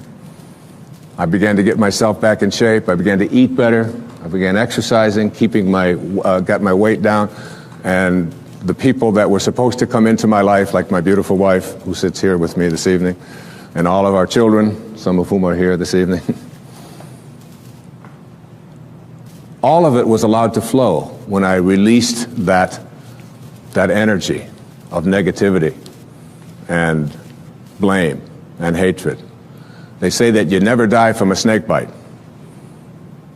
It isn't the bite. And you can't be unbitten. It's in the wake. What kills you is the venom that continues to pour through you long after the bite has taken place. And that's something we have control over and we can change. And I'd like to suggest that what happens is that many of us bond ourselves to these wounds of our past. If I were to cut my hand, just cut it and watch it, my nature says, close up the wound. And I just have to watch it. And there's no doctor out there, there's no medicine out there that's going to heal that wound. There's a healing stream that I am connected to that will allow that wound to heal. So my nature says, close up the wounds. Don't bond to them, don't hang on to them, close them up. But supposing I say to myself, oh no you don't. There's no way I'm going to let you close up. You see, if I can keep you open, and I can go to you and say, look at this. Say, what happened? Well, look at this cut I've got. Oh, you poor thing. Look at that. It seems to be getting worse. It's getting infected. Isn't that terrible? And if you practice this kind of a mentality, when your nature says close up the wound, but you keep it open, before long you lose your hand. And after that, you'll lose your arm. And the whole organism will be destroyed if you don't let your nature take over. And your nature also says, close up the wounds of your past. Close them up. And oftentimes we ignore our nature. I had a great teacher that came into my life through his writing. His name was Nisargadatta Maharaj. Lived in India up until the mid-1980s. And he wrote something called I Am That, which was very powerful and influential in my life. And one of the things that he talked about when he was asked the question, what's the difference between, say, a saint or a highly functioning human being, a spiritual master, a spiritual teacher, and the rest of us? Is that they have unconditional love in them and you don't, or we don't? And he said, no. He said, saints have unconditional love in them, and so do you. He said the difference between ordinary human awareness and higher awareness people is that they have nothing else inside of them. That's all they have. And it's almost like we have to learn how to get that in ourselves. To be able to, well, I always like to use the metaphor of an orange. I love the orange. Perhaps living in Florida is why, but an orange is a simple metaphor. You take this orange and you squeeze it as hard as you can squeeze it, and you ask yourself, what will come out? And what comes out when you squeeze an orange? Orange juice. Never, no matter how many times you squeeze it, will apple juice come out. There's no mistakes. You'll never get grapefruit juice out of this thing, ever. The only thing you'll ever get out of it is orange juice. And the next question is why? Why when you squeeze an orange, as hard as you can squeeze it, does orange juice come out? And I asked that question up in Toronto one time, this little girl sitting right in the front row. She said, that's dumb. She said, that's what's inside. It has to come out. I said, well, that's the answer. You are really smart. And she smiled. She thought that was great. But that's the truth. The reason that orange juice comes out when you squeeze it is because that's what's inside. Now you extend the metaphor and someone squeezes you. That is, someone says something about you that you don't like. Someone behaves towards you in a way that you find offensive. Somebody does something or says something to you that you feel hurt by. And out of you comes anger, hatred, bitterness, tension, fear, anxiety, stress. And immediately you say, the reason that comes out of me is because of how he said it, or the way that she said that, or because they did that. But the truth is, the reality is, that what comes out is what's inside. And if you don't like what's inside, you can change it. Now, if you ask me, how does orange juice get inside of an orange? I would say, I don't know. I can't figure it out. That's a mystery to me. I just enjoy the oranges of my life and give God the credit for that. A lot of people think that other things make them the way they are. They will blame their past, they'll blame their parents, they'll blame the economy, they'll blame the Ayatollah, they'll blame somebody for things that are going wrong in their life. And one of the favorite things that we have to blame for why I'm upset at a particular moment is something called traffic. Traffic made me upset. And I've always reminded myself when I'm in a jam or when I'm on the freeway and I'm trying to get someplace, that traffic doesn't care. that you have within you the opportunity in this moment to really work on these things that are perhaps debilitating or creating anxiety or stress in your life, that these are tests, these are opportunities for you. Traffic doesn't care. Your anger is your choice, and you can always choose to be happy, angry, depressed, miserable, upset, or you can choose to be fulfilled and do something positive in this moment. It's always up to you. I'd like to give you what I think of as the great spiritual teachings of many various persuasions. There's a story that summarizes it. It's the story of what I call the four philanthropists in a village. The conquerors had come through, and they had taken all of the men, or many of the men who were warriors at the time, and they had placed them into this prisoner of war camp right in the village. And many of the villagers knew that their compatriots were imprisoned. And the first philanthropist was a person who had great wealth. And he went to the people who had the prison and were in charge of it, and he said to them, I understand the men are not able to have fresh water and cold water. I would like to donate all of my earnings and everything that I have to purifying the water for them and making sure that all of them will not be sick. And he was granted that. And he felt like he had fulfilled his destiny, that he had done what he was here for. The second philanthropist discovered that the men were sleeping on rocks and that they were cold at night. They didn't have blankets. And he took all of his funds and he said to them, I would like to provide bedding and blankets for the people so that they will be comfortable when they sleep at night. And he was granted that right, and he donated his money for this purpose. And again, he felt that he was fulfilling his destiny. The third philanthropist discovered that the food that they were eating was inadequate, that they were just given beans and water and some bread. And so he said, I own a farm, and I'd like to grow all of my food, and I'd like to take this food to all of these prisoners.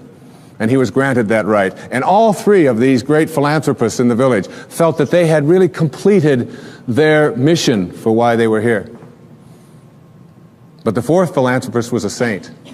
He was living not at ordinary human awareness, but at higher consciousness levels.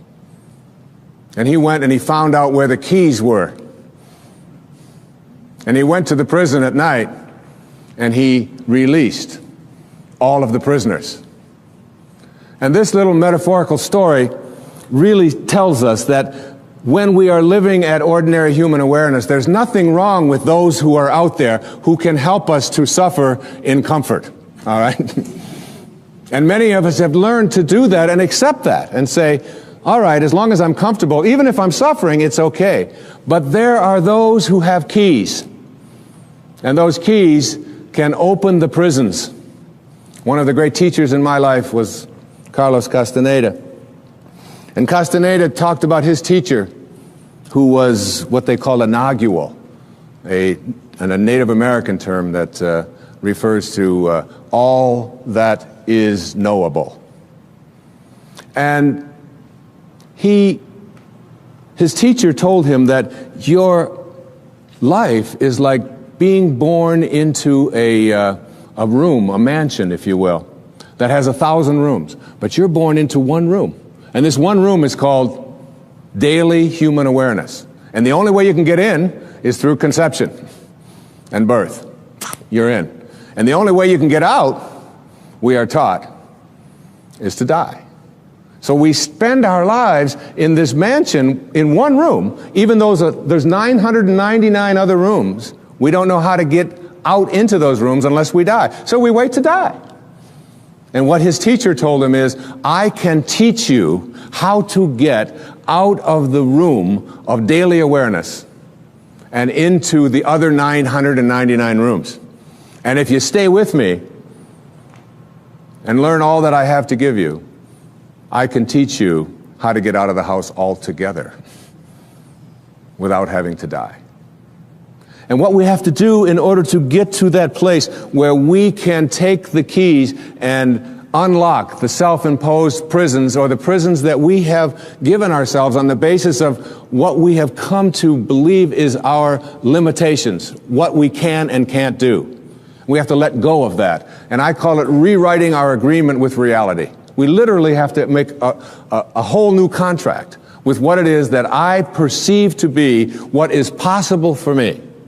And in order to do that, we have to shift out of the things that we have come to believe in, and everything that you came to this program watching tonight that you believe in was handed to you by someone else outside of you, was handed to you by the experiences or testimony of someone in the past, and because it comes from outside of you, there is still an element of doubt.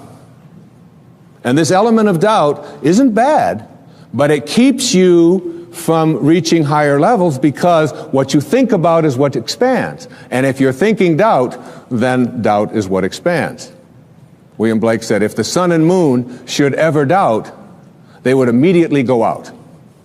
So how do we get past what we believe in or what has been handed to us and still honor it and be grateful for all of the teachers and all of the people who have come before us? So what we have to learn to do is let go of that tribal consciousness and shift to what I call a knowing. Now there's a big difference between what you believe and what you know. Everything that you know is something that you have made conscious contact with. Conscious contact. So there's nobody out there watching, there's nobody in this world who knows how to swim, who learned it by somebody else telling them that you can swim, or by watching Mark Spitz go through the water, or by observing other people doing it. You may remove some of the doubt, but you will never know how to swim until you get in the water and blubber around a few times and then do it. And then you'll have a knowing, and that knowing is something that you'll never lose, just like riding a bicycle or dancing the Macarena or making a lemon meringue pie or anything that you know how to do. It's because you've made conscious contact. And I'd like to suggest that there's a big difference between knowing about a divine presence, knowing about a sacred awareness, knowing about God, and knowing God. There's a big difference.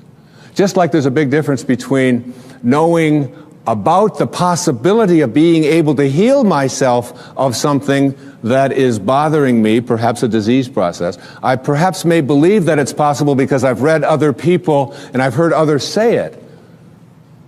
And I've read the testimony and I've listened to the tapes and I've gone to the seminars. But until you have made conscious contact with it, you'll never know it. And I'd like to suggest there's a wonderful poem.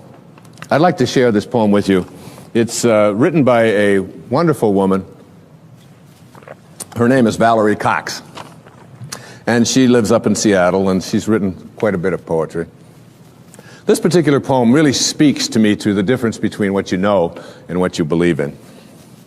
Immerse yourself in these words. A woman was waiting at an airport one night with several long hours before her flight.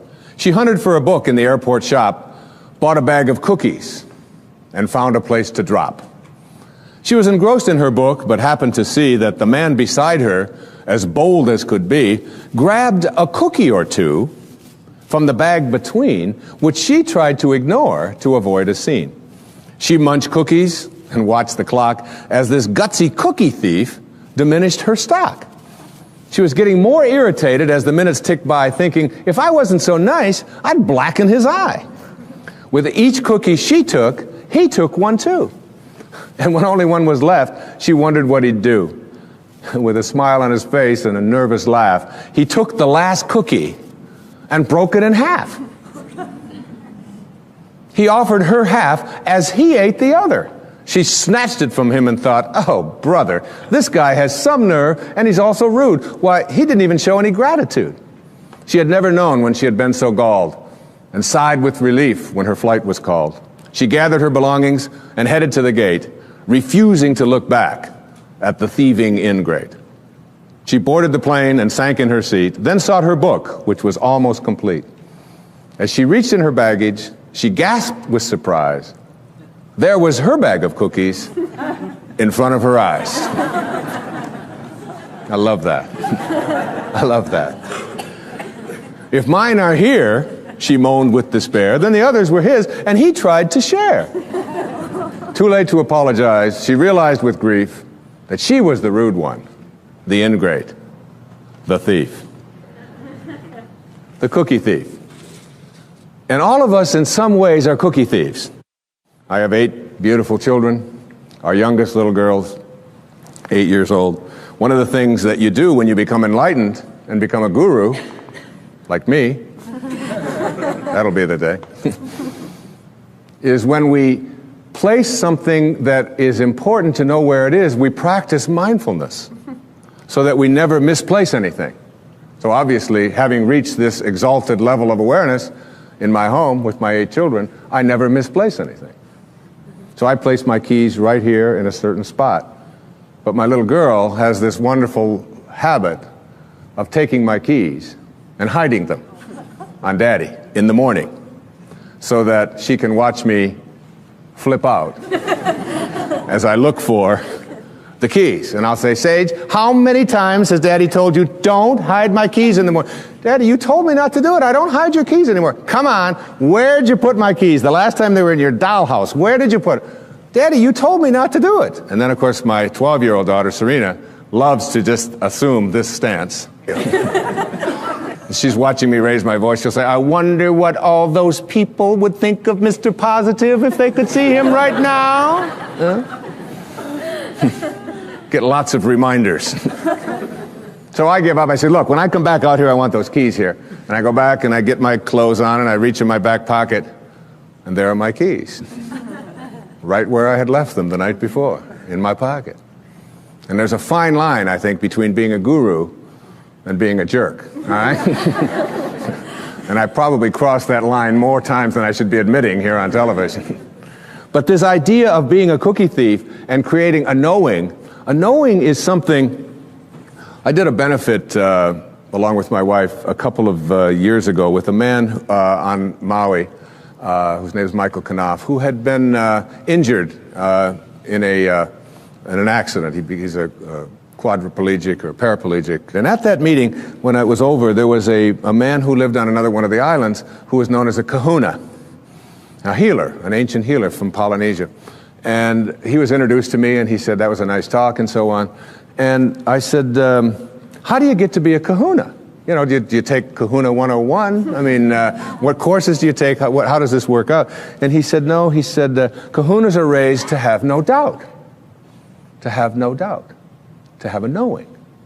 And he said, when a knowing confronts a belief in a disease process, the knowing will always triumph.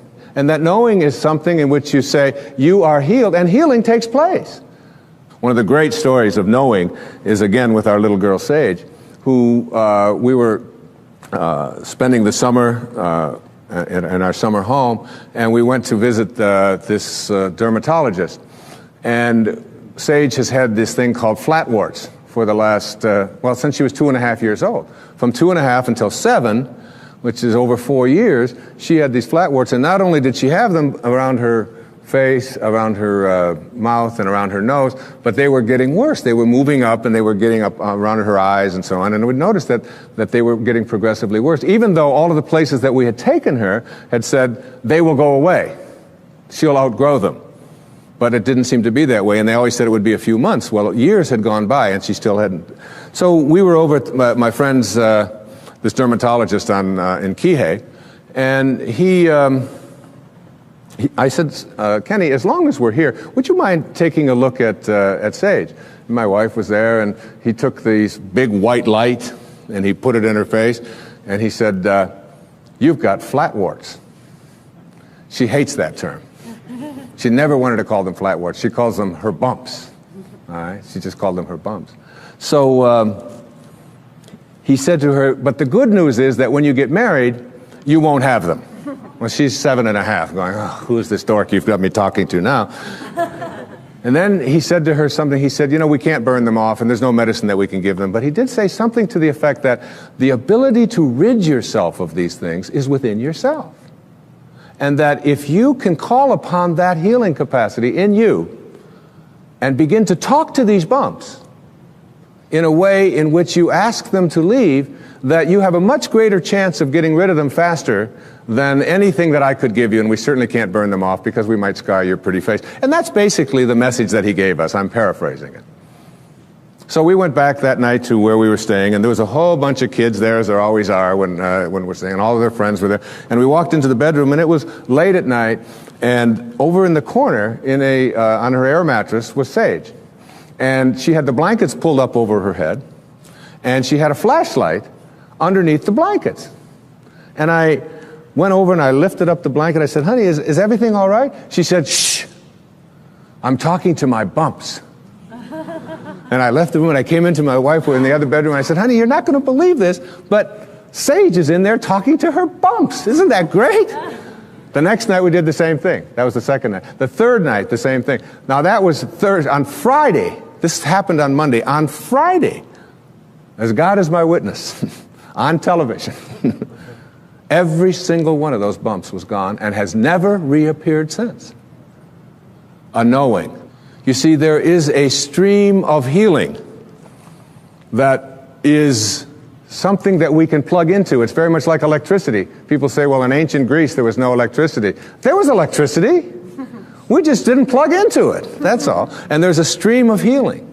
And when we go into that stream of healing with a knowing, we go to a higher level within ourselves. And we don't allow any doubt in.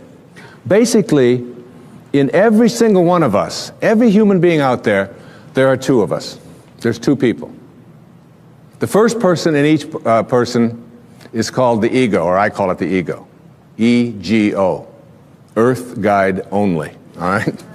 This is the part of us that says who I am is separate from you, separate from God, separate from my environment, and therefore I'm in competition with, and my value is based upon how much I get, how much my stuff is worth, how much better looking I might be, or how much more attractive I might be, how much more money I might have, the value of my possessions, and so on. What is mine? So it's not mystical awareness, which says I am connected. It is that individual lower level of awareness, which says my ego. This is mine. Also, in each and every one of us, there's another person. And this other person is called what I call the sacred self, or the higher self. And this sacred or higher self really doesn't care how much you get. It doesn't care who you're better than. It doesn't care how much stuff you have. It's not interested in any of that. The problem is that we very seldom listen to it. We pay very little attention to it. This higher or sacred part of us wants only one thing. It wants us to be at peace. At peace. Whatever choice you make in every interaction you have, make the choice to be at peace, your sacred or higher self says. Whereas your ego says, oh, no. It's much more important to be right. And so we find people in relationships struggling a lot. And one of the things that they struggle about is who's right and who's wrong. Most of the fights that you have in your relationships really basically, oftentimes you forget the details. But it's basically about who's right and who's wrong. So that if you want to have your higher or your sacred part of you ruling in your life, I suggest this to you. Practice being kind rather than right. When you have the choice, and you have the choice in your relationships with your spouse and your ex-spouse, with your parents, with your grandparents, with your in-laws, with strangers on the freeway, with flight attendants, with waiters, with whomever you interact, if you can just subdue this ego part of you which says, it's important for me to be right, which will introduce you to stress and anxiety and fear and so much of the stuff that I talked about earlier, and instead say, how can I suspend this part of me and allow the part of me that wants to be at peace, that wants to be happy, that wants to be fulfilled. And if I said to you, I'm going to give you a magic wand, and with this magic wand, I am going to allow you to just wave it and get anything that you want. Whatever you want. You can have this car, you can have these nice clothes over here, you can have this home, whatever it is. Or I said to you, in lieu of that, I'm going to give you another wand, And you can wave this, and for every moment for the rest of your life, you'll be at peace. Whatever comes along, you'll be able to choose peace. And basically, we know that we're only here for a very short time. And being able to choose peace, which is what the sacred part of you begs you, the higher self. Once you get that, you begin to shift away, and you stop telling yourself that the people who are close to me, in relationship with me, are the people who don't belong there. I remember my wife and I, we often talk about this, and we've been together a long time. We've had many children together, and we have a very wonderful, loving relationship. Thank you. But we'd often, and one time I said to her, or she said to me, you know, we love each other, but this doesn't sound like love. Sometimes the way we talk to each other doesn't sound like love. Let's practice with each other, being kind rather than being right. And it was transformative. That when we had that walk, and doing that with your children, and doing that with a waiter. I mean, a waiter who comes to you and is like, you know, hassled and frazzled and has been busy and all of that, and your ego says, wait a minute, I'm here and I'm important, and I have a right to be served, and I have a right to be served now. That's the ego part of you. If you can suspend that and say, you know, you are a lucky man tonight. You got somebody who's dealing from his sacred self. And I understand. And you take your time, and you come to me, and you bring it at your convenience, whenever you can. I'm willing to suspend my... And you know what? You'll get served so fast, and with such gratitude, just for being kind, if you practice it. Every single one of us are in relationship, whether it's with our husbands and wives, with our ex-husbands and wives, with our children, our grandchildren, whether it's with people we drive along the freeway next to, whether it's with waiters and waitresses or baggage handlers or flight attendants or people that we are in line to get into the movie. We're all in relationships, and we interact with each other all the time. And probably the best lesson that I've ever learned in my life about how to be in a relationship in a way which is powerful and happy and fulfilling is to remember this sentence. When you have a choice, and you always do, to be right or to be kind, start picking kind. The ego part of us wants to be right.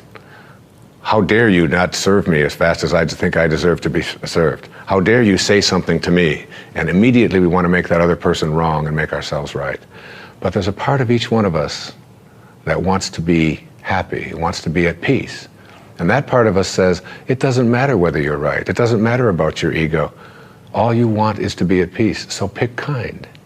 This kind of an attitude, if we had more of this, not only in our own personal lives, would we improve virtually every relationship we have with all of the people closest to us and all of the strangers we interact with. But on our planet as well, we would begin to understand the wisdom that on a round planet, there's no choosing up sides, that we're all one. We're all breathing the same air. We're all drinking the same water. We're all being warmed by the same sun. And as they say, as the Native Americans used to say, no tree has branches so foolish as to fight among themselves. It applies in your relationships, and it applies as a people as well. I've often said that in any relationship in which two people agree on everything, one of them is unnecessary. All right? So it isn't about getting somebody who's just like you. In fact, your soulmate is the person that you have a lot of difficulty with. Your soulmate's the person you can't get rid of. They just keep showing up. You say this, they say that, and there they are, they're back again. And they never go away. They keep showing up in your life. And everybody has these people. These are our greatest teachers, because anybody in your life who can push a button and send you into a frenzy is the person who's your greatest teacher. You know why? Because they teach you that you haven't mastered yourself at this moment. You don't know how to choose peace. In A Course in Miracles, there's a wonderful line that says, I can choose peace rather than this. Whatever it is, I can choose peace. My soulmate, my wife, is one of my soulmates. I mean, she knows how to push those buttons. She's really good at it. And she's one of my greatest teachers. I remember saying to her one time, honey, do you love me for who I am or for what I've been able to do for you? I just want to, she said, that you call yourself a spiritual person? I can't believe you would even ask a question like that. She said, I don't love you for what you can buy for me or what success that you've had or where you are on any bestseller list.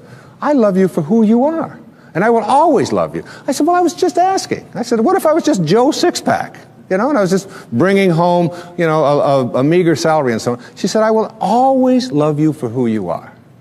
She said, I would miss you, but I would always love you. She knows. She's got that. Yeah. And all of us have soulmates. My daughter Serena, who's just turned 13, my teeny bopper. She came home from school one day. She said, there's a rumor in our school. She saw somebody had seen me on television that you actually wrote a book about how to raise children. Tell me it isn't true. I said, honey, you can come and hear me speak. Would you like to come and hear me speak? I said, people actually pay to hear me speak.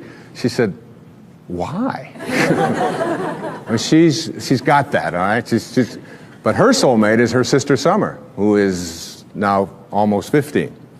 But when Serena was 12 and Summer was 14, my wife was away working on a book of hers, and I was taking care of everything at home while she was working on her book about a spiritual approach to childbirth and infancy care. And she's as qualified as anybody to write about that, I can tell you. And I was making breakfast. I was making waffles for them in the morning at the toaster. And she mixes all this stuff up. It's a lot easier to just put them in. And Summer and Serena were sitting at the back table in the kitchen. And I heard Summer say to Serena, out of nowhere, about 6:30 in the morning, if you didn't have any feet, would you wear shoes? And I turned around, I said, where is this going? And Serena went, that's ridiculous. What do you mean if I didn't have any feet, would I wear shoes? She said, of course not. And Summer said to her, then why are you wearing that bra? Everybody's got a soulmate. Stormed out of the room, and it was all... But it isn't the people who agree with us, it isn't the people who tell us the right thing, it isn't the people who always find us, just perfectly smelling good and so on. There is an element of understanding that everybody who shows up in our life has something to teach us. Many people have said to me that they have observed in my writing and in my teaching over the years that I have changed. I've evolved, if you will. That when I first wrote Erroneous Zones and Pulling Your Own Strings and books like this, that I was really talking about something much different than I'm talking about today, which is spirituality, higher awareness, higher consciousness. And it's true. Because one of the great teachers, again, in my life was Carl Jung. And in Modern Man in Search of a Soul, he said that there are archetypes, there are stages that we go through when we reach adulthood. He said those stages work like this. He said it starts out with the athlete when you reach adulthood. And he called it the athlete, not as a put down of athletes, but as the time in our adult life when our primary emphasis is on our body. What it can do, how strong it is, how fast it can run, how much it can lift, how beautiful it is, and so on. And we believe that we are a body, if you will, perhaps with a soul. He said the second stage is what he called the stage of the warrior. And this is the time in our adult life when we take ourselves out of our physical self, if you will, and we take this body out into the world, and we do what warriors do, which we attempt to conquer, we attempt to defeat, we attempt to get as much as we can. It's the age of the ego. It's the time when we're saying, what are my quotas? What's in it for me? What can I get? And we go through that stage. And I believe that I was writing earlier in my life to teach people how to be better athletes and better warriors, because that's where I was in my life in those days. And the shift has taken place for me as well. Jung said that the third archetype is what he called the archetype of the statesman or the stateswoman. And this is when we finally get to a place in our adult life when we stop saying, what's in it for me? How much can I get? How much can I accumulate? And we begin to ask the question, how may I serve? What are your quotas? And serving others becomes much more important than our own egos, until ultimately we reach what he called the stage of the spirit, the archetype of the spirit, when we finally begin to recognize that this is not our home. What it means in the holy books when it says, you are in this world, but you are not of this world. And these four stages represent also where we can look at our own self. How am I doing going through these? To what extent do I find myself consumed with my own quotas? What's in it for me? How much can I get? And ask ourselves that question as we begin to interact and deal with other people. Being able to manifest, being able to attract into our lives what it is that we'd like to attract into our lives boils down to a formula that I'd like to share with you here this evening. And this formula is one that everyone that I know who is able to get things into their life practices this. I call it the 4 reallys. All right? So that what you really, really, really, really want, you will get. And these 4 reallys each of them stands for something. And if you look at people who are good at, some people call them lucky, some people call them highly spiritual, whatever it might be, but they are good at getting what they want in their lives. And here are the 4 reallys. The first one says, I wish. So what you really wish for, everything that you'd like to get into your life starts with a wish.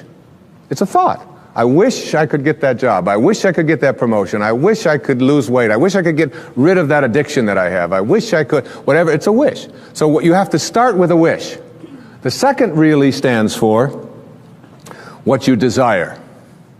What you really wish and desire. And the difference between what you wish for and desire is in what I call asking.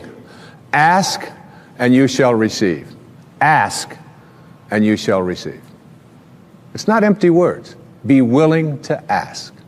When I get stuck sometimes writing and I'm just not quite sure where to go or whatever, I just leave the typewriter, or I leave the yellow pad that I'm writing on, I walk over to the couch and I get into a meditation and I say, I would like some help in having this become clearer as to how to express it. And it's always there. Sometimes the phone will ring. And my wife will call and she'll say, did you know that this was in the mail? And I'll say, read it to me, and it'll be exactly what I needed. Sometimes it just comes in the thing that I call an intuition or an insight, whatever it might be. The third really stands for what I intend. So now you shift away from what I wish for and ask for, and you frame it in such a way that you intend to create it.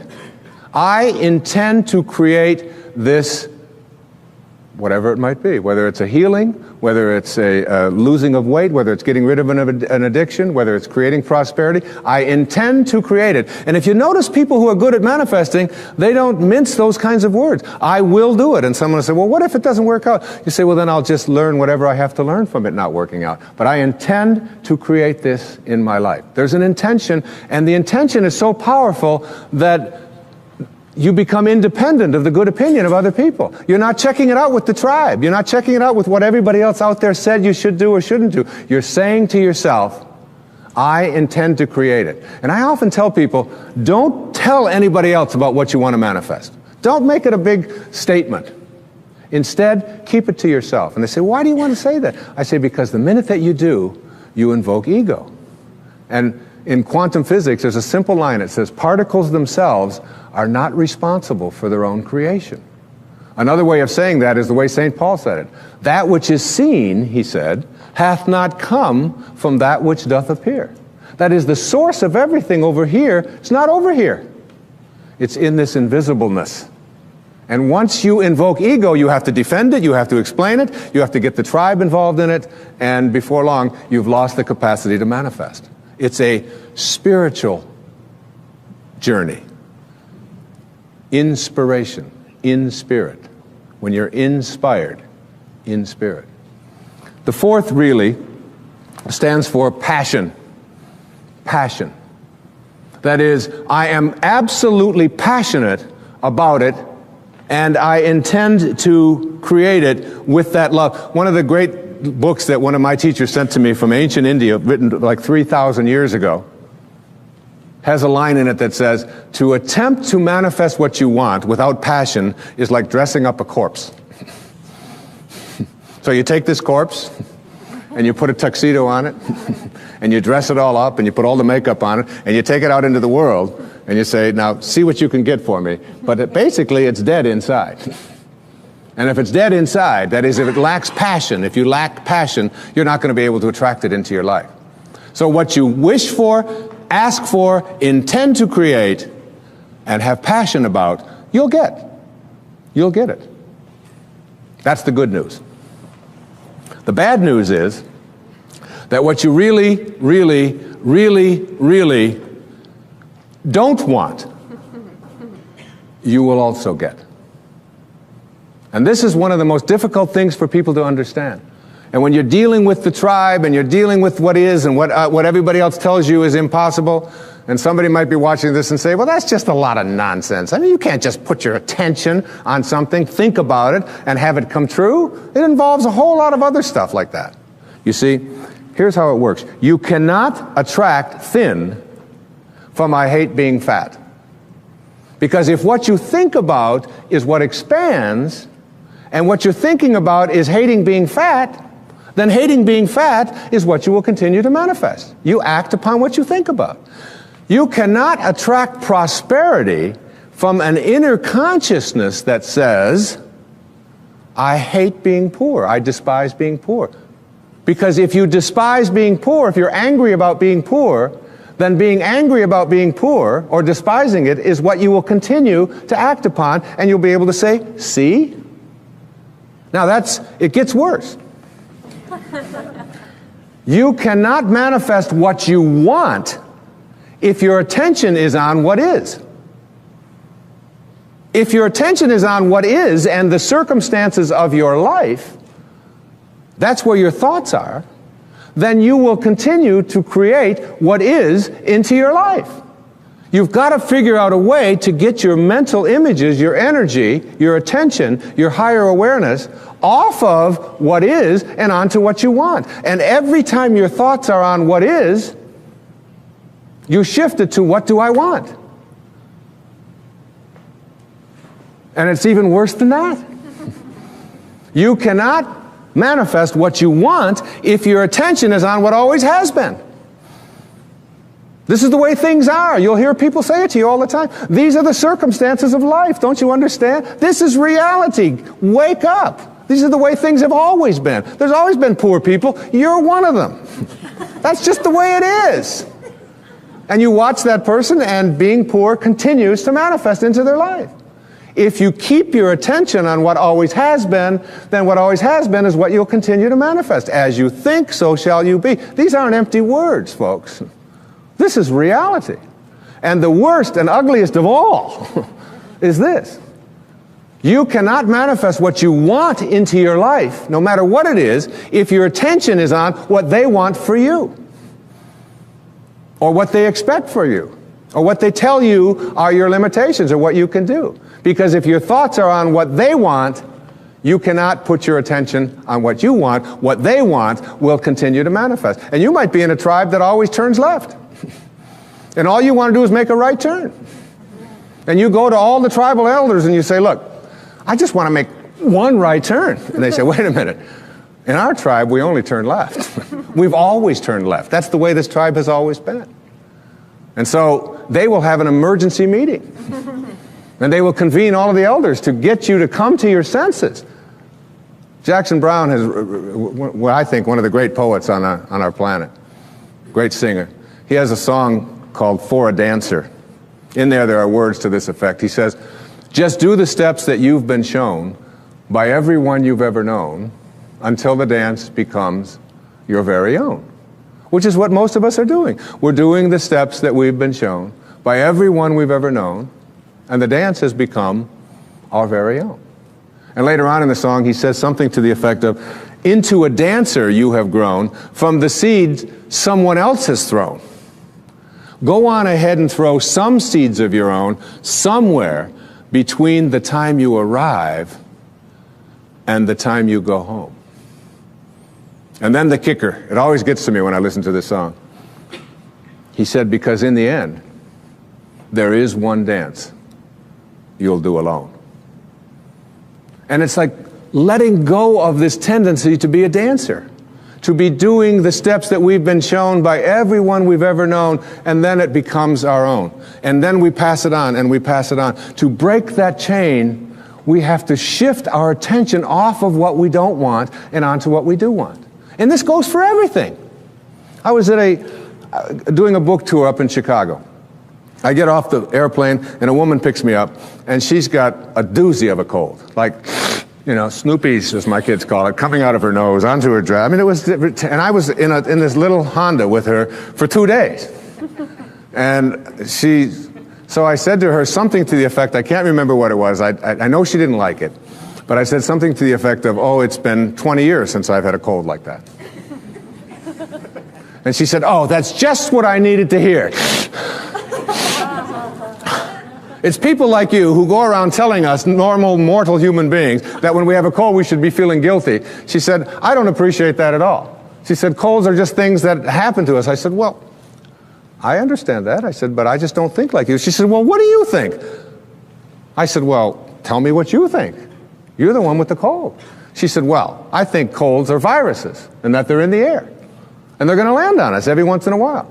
And when they do, we shouldn't be feeling guilty about it and feeling bad about it, and people like you writing books about it to make us feel worse. I said, look, we're on the same page here. I said, I believe just like you. I think that colds are in the air, and that they're viruses, and that they land on us. She said, well, how come you don't get a cold then? I said, because when they land on me, I talk to them. She said, you talk to viruses? I said, of course. She said, well, what do you say? Well, I say to it, look, you've landed on the wrong immune system. I'm not going to talk about you to anyone. I'm not going to complain about you. I'm not going to give you any attention. And you have no room to flourish on this immune system. You're just not going to do your work here. But there's a lady in Chicago who's waiting for you. Now, you laugh and you think that that's silly, but I'm telling you that when you keep your attention on what you don't want is what will keep manifesting into your life. Addictions have been described as never getting enough of what you don't want or what you despise. So we keep our attention on what we don't want, and what we don't want is what we keep seeking after, and then we despise it. When we put our attention on what we do want, when we shift to a place called unconditional love, and begin to view it as something that I don't have to be dependent upon, you can shift right out of it. The currency for attracting what we want into our lives is our thoughts. As you think, so shall you be. Begin to place them on what it is that you want, and you'll start seeing it shift over and over again. And people who are terrific at getting what they want, you start getting inside of their head and say, what do you think like? How are you organized in here? And you know what they always say? I never, ever allow my thoughts on anything that I don't want. And no matter who out there is saying, yes, but you can't do this, yes, but you can't do that, I never allow that kind of energy. I shift away from that energy instantly. That's what separates great masters from ordinary human awareness. I have been talking during this program about a consciousness, an awareness, a level of functioning or living or thinking which involves something that I call spirituality. It isn't restricted in any religious way. It is a divine intelligence, an organizing intelligence that is everywhere at once. Some people call it God. Some people call it soul. Some call it spirit. Back in the times of slavery, there was a young man. His name was John Newton. He was 23 years old. And he had what is called in Japanese it's called, excuse my Japanese, but it's called satori. I love to say that. Satori, S-A-T-O-R-I. And it means instant awakening. The idea that you can create something in your life now. In Zen, they have a proverb that says, when the student is ready, the teachers will appear. So it's just being ready. And so you don't have to go through this long, involved process to get to enlightenment where you get it 5 minutes before you die. Instead, you can have it when you are ready. The Native Americans, they have a word called natohi in the Aleut Indians. Natohi. And it means great seeing. Like I don't see, and boom, there it is. I see. And it's like in a dream when you just have this awakening, this light goes off and you just know. It's intuition, if you will. Intuition has been described as, if prayer is you talking to God, then intuition is God talking to you. It's like hearing that voice, and you know it. And John Newton, this 23-year-old sea captain, had a ship full of human cargo that he was bringing from the west coast of Africa to the New World as slaves. And he had this satori, this awakening. And in this moment of awakening, he realized that what he was doing was horrible and defenseless in terms of his own inner sense of morality. And he wrote down on the envelope the words to a song he called it Grace. I once was lost, and now I'm found. And it was grace that taught my heart to feel. It was grace that brought me home. He shifted away from his material world and his being a warrior to being a spiritual being in an instant, which is available to every single one of us. There have been things that have been showing up in my life, and principles for me to write about, and things for me to tell you and share with you that have really surprised me. And I've always lived by the principle of Tilopa, the 10th century Sufi master, who said, have a mind that is open to everything and attached nowhere, attached to nothing. And my wife and I always had this attitude in bringing up our children, that keep an open mind, and anything that you immediately reject, get your ego out of that, and just open yourself to the words of Jesus in the New Testament when he said, with God, all things are possible. And I always ask my audience, what does that leave out? What does all things are possible leave out? And obviously the answer is nothing. In the book that I wrote for the film, The Shift, it's also called The Shift, it has 4 chapters. From ambition to meaning. Moving our lives away from our egos and into a place of meaning, what Serena was up here speaking about. It's a sense of feeling that you're making a difference in the world. And towards the end of that book, I quoted from a man named Joel Goldsmith, who wrote The Infinite Way, in parentheses, in eternity. And we actually had friends on Maui, a friend on Maui named Alexandra, who's in her 90s, and in her late 80s, she would go out kayaking every day. And she actually dated Joel Goldsmith back in the 1950s when he lived on Hawaii.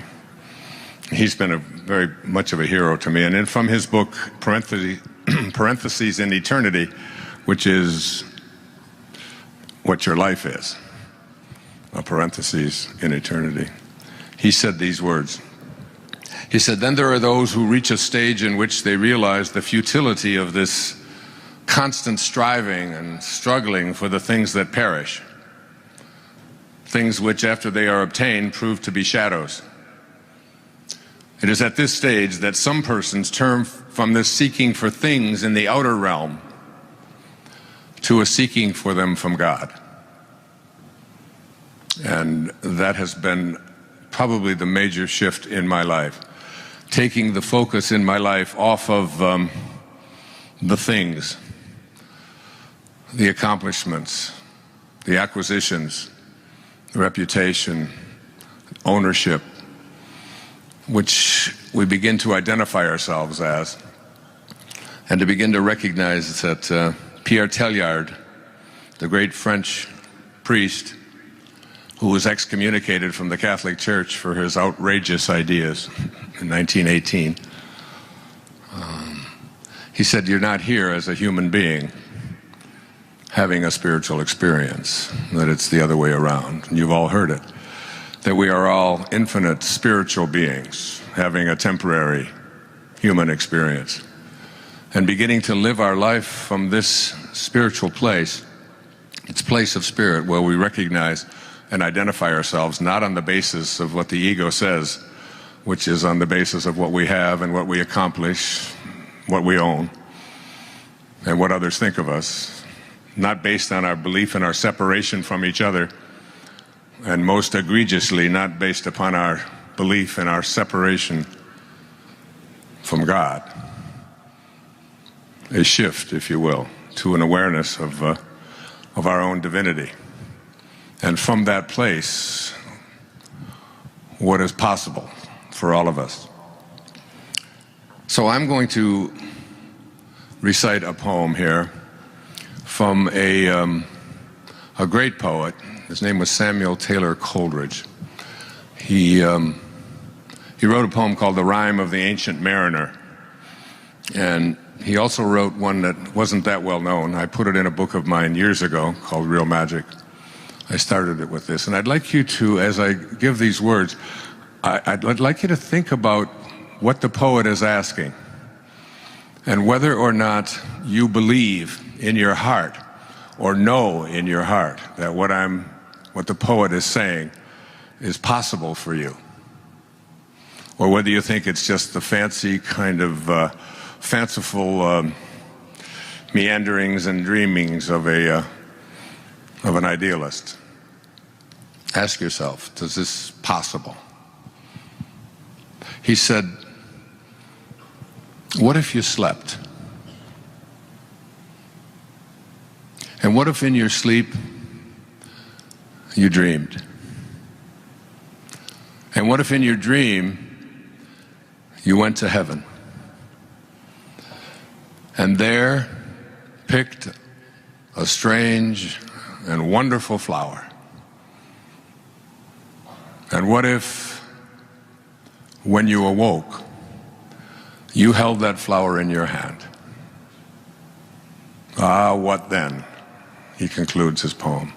Ah, what then? And I wonder if you think such a thing is really a possibility.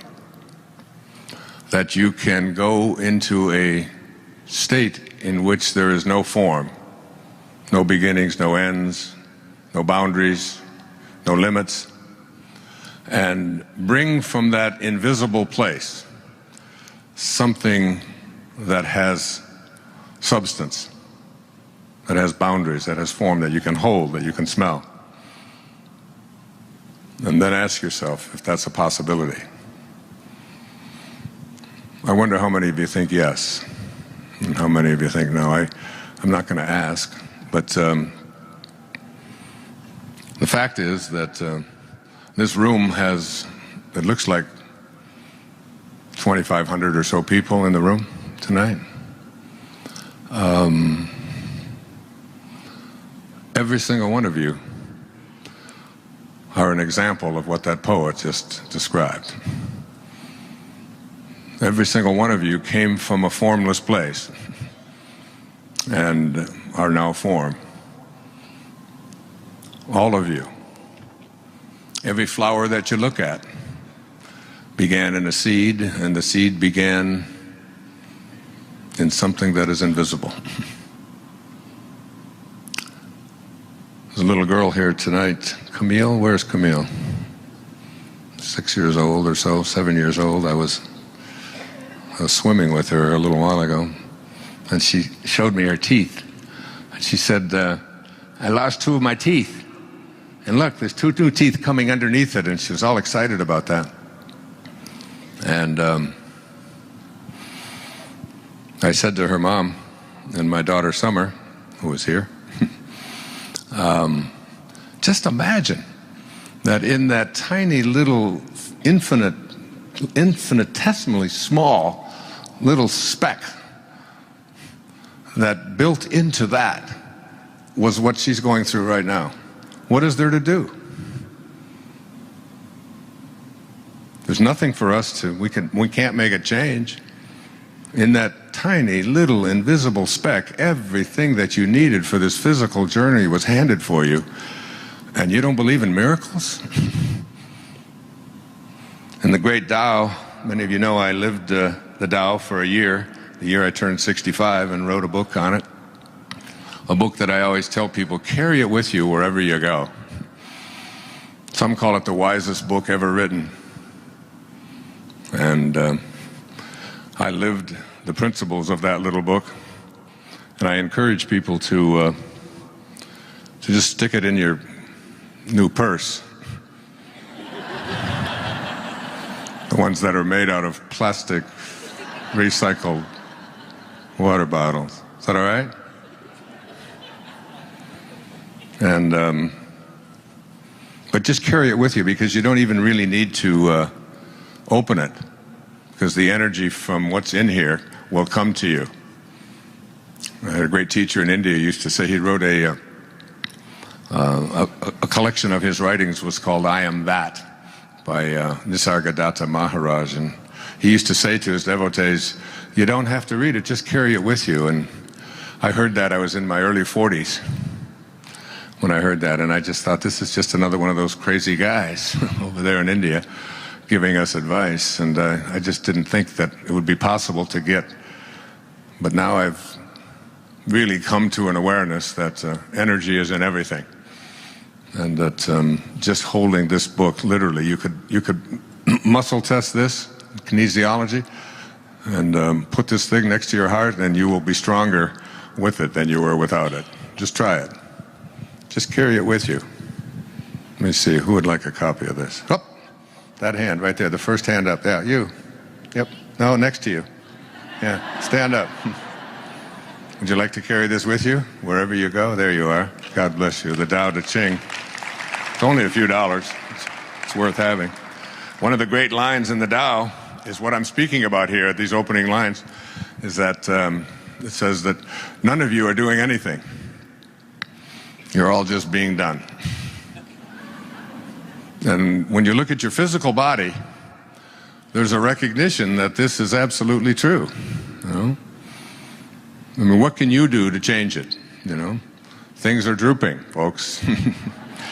You can fix them up if you want to, but the inevitable is there. And the hair, well, for some of you it turns gray, and for some of you it just turns. It just goes somewhere else. And you begin to see, there's also a great line in the book, because my son, who's sitting in the front row, Sands, who graduates in a couple of weeks and is going to start supporting me. I'm so happy about that. Because I often have quoted Lao Tzu, and he has often said, the Tao, God, divine mind, the Tao does nothing.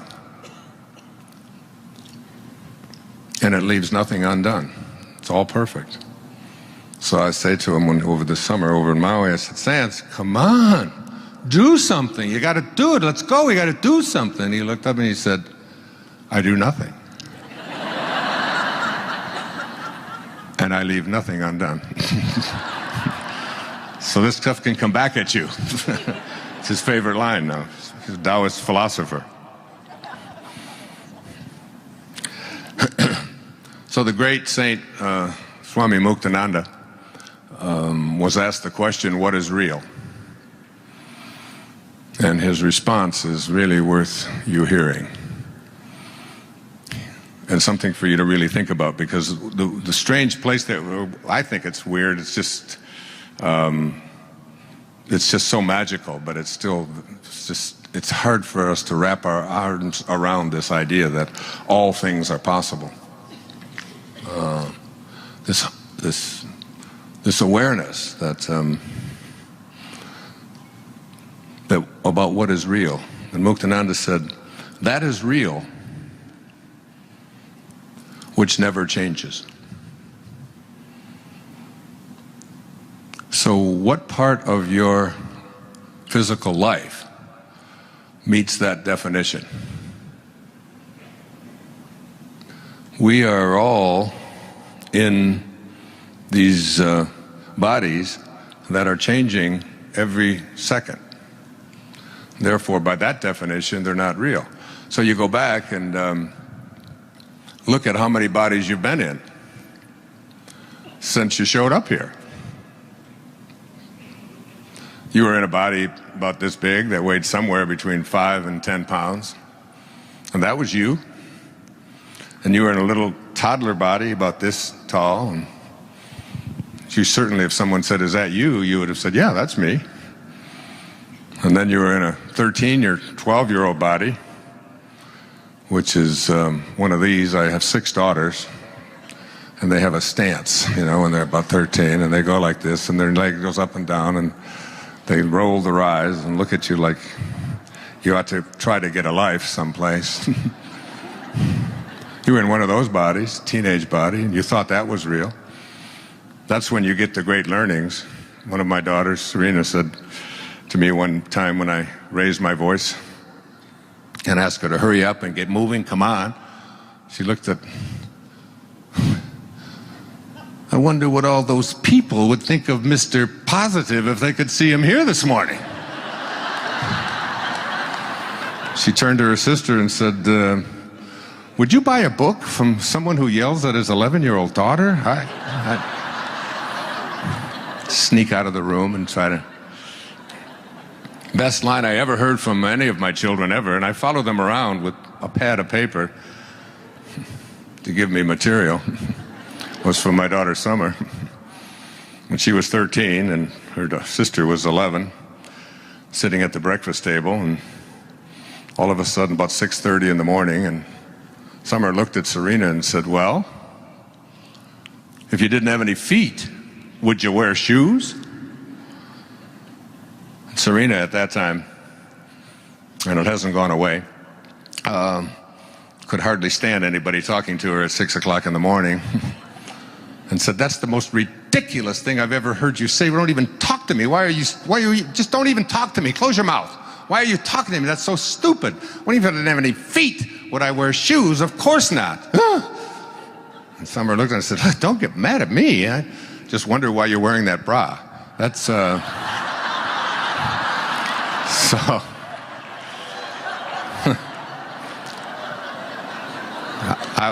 you were in one of those bodies.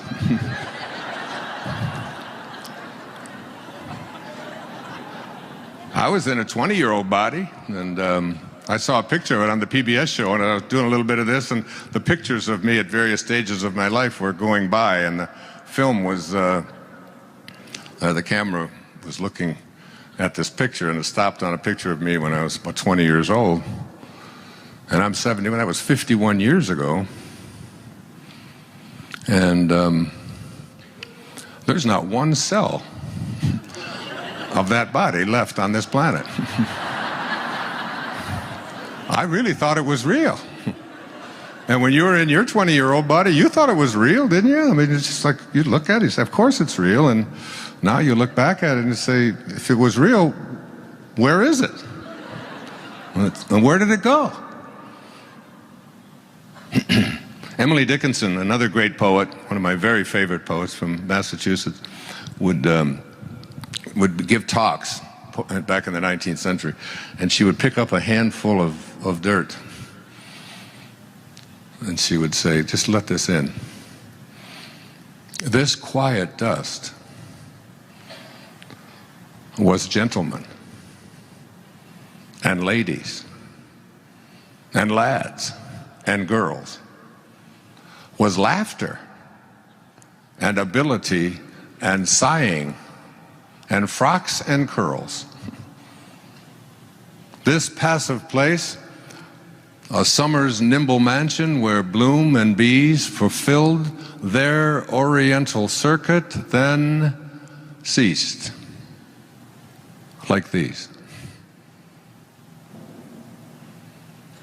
That's who you are, if you believe that you're your body. Just quiet dust that's going to fulfill its circuit and cease. And we all know that we're something much more than that. But we haven't been raised to believe that. So my talk tonight is really about understanding there is a component of us that is beyond the physical, beyond the physical, metaphysical, beyond form, over, past, higher than form, transformed. And this part of who we are has infinite possibilities and can do anything, can heal anything, can manifest anything, can attract into our lives the right people. And you get a sense after a while that that this invisibleness that is who we are is, as you begin to elevate your awareness and move to a higher level, and this is basically the essence of it. It's that we were all conceived and born into a world and a culture in which we were raised to be ordinary. And ordinary isn't so bad. I'm not here to put down ordinary and average and fitting in and all the things that ordinary comprises. It's just not what I want for me. And I got the mic tonight.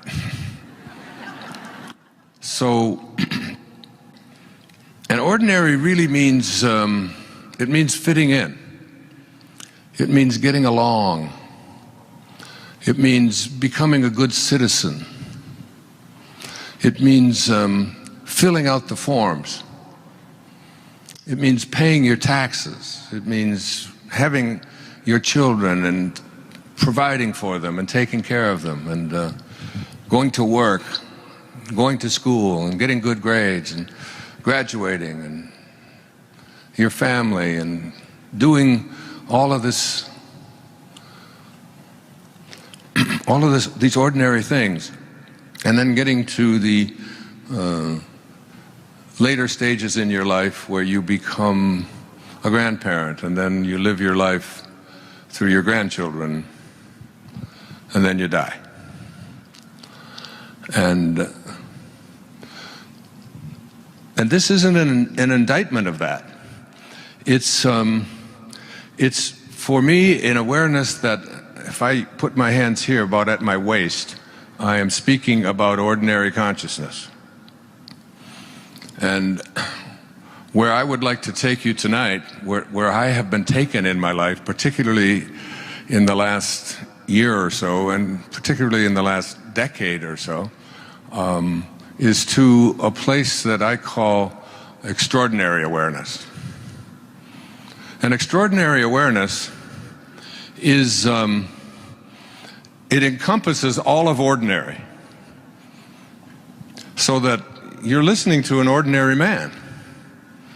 I fill out the forms, or I get somebody to do it for me, more like it. And I pay my taxes, and I've provided for all of my children. And I went to school and saw that they went to school and was there for them as much as I could be, and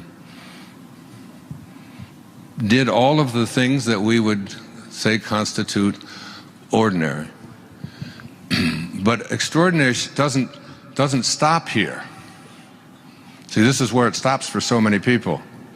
And they go through their life with this, remember the Barbra Streisand song? Is that all there is?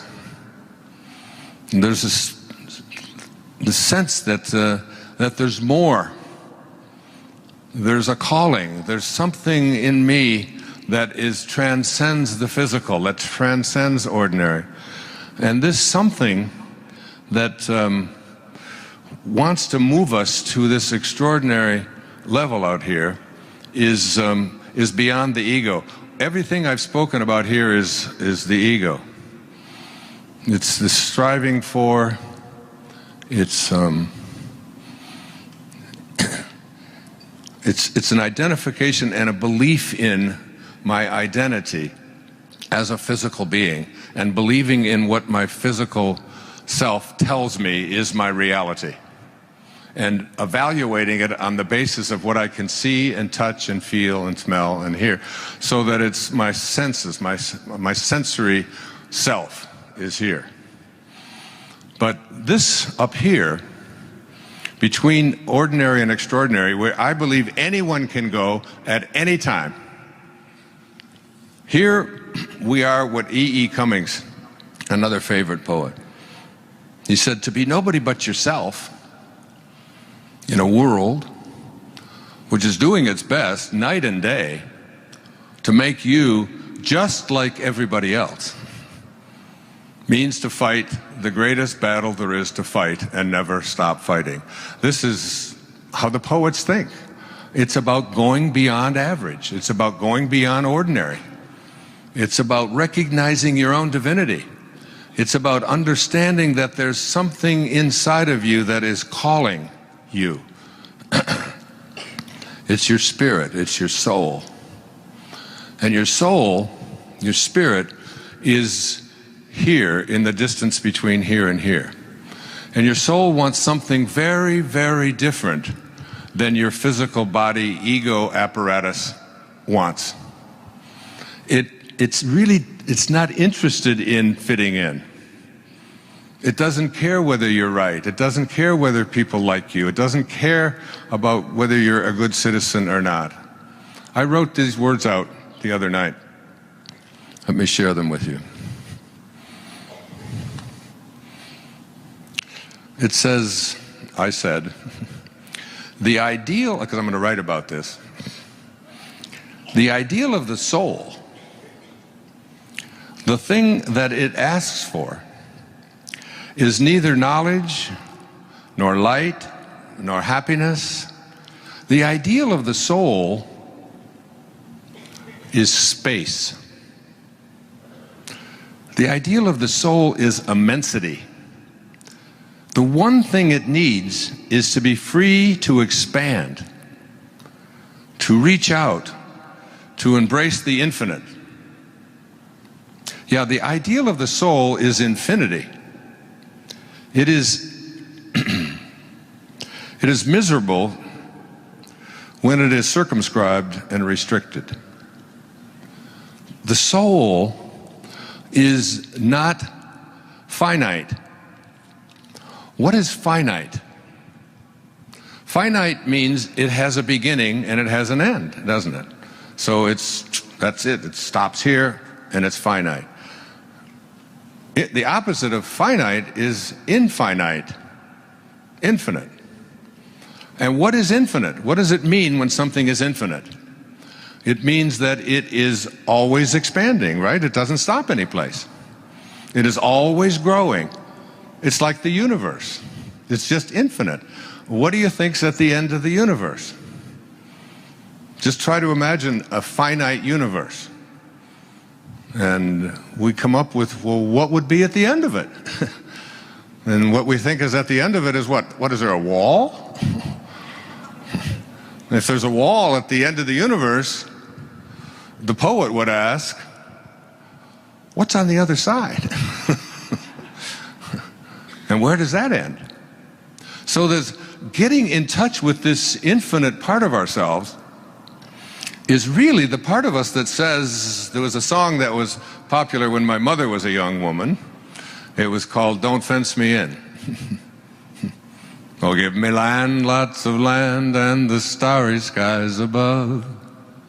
Don't fence me in. Remember that song? All the old folks singing. My daughter's looking at me, what is he going to do now? He's going to embarrass me. We don't want to be fenced in. Now, before I had any children, I had 8 theories about how to raise children. I even wrote about them. Now we have 8 children. I have no theories. But the one thing I know about raising children is this, that nobody likes being told what to do. Right, Sage? I was telling the story of you, honey, on Mother's Day one year at a restaurant where we were all there, my mother, Marcy's mom and dad, and we were all there.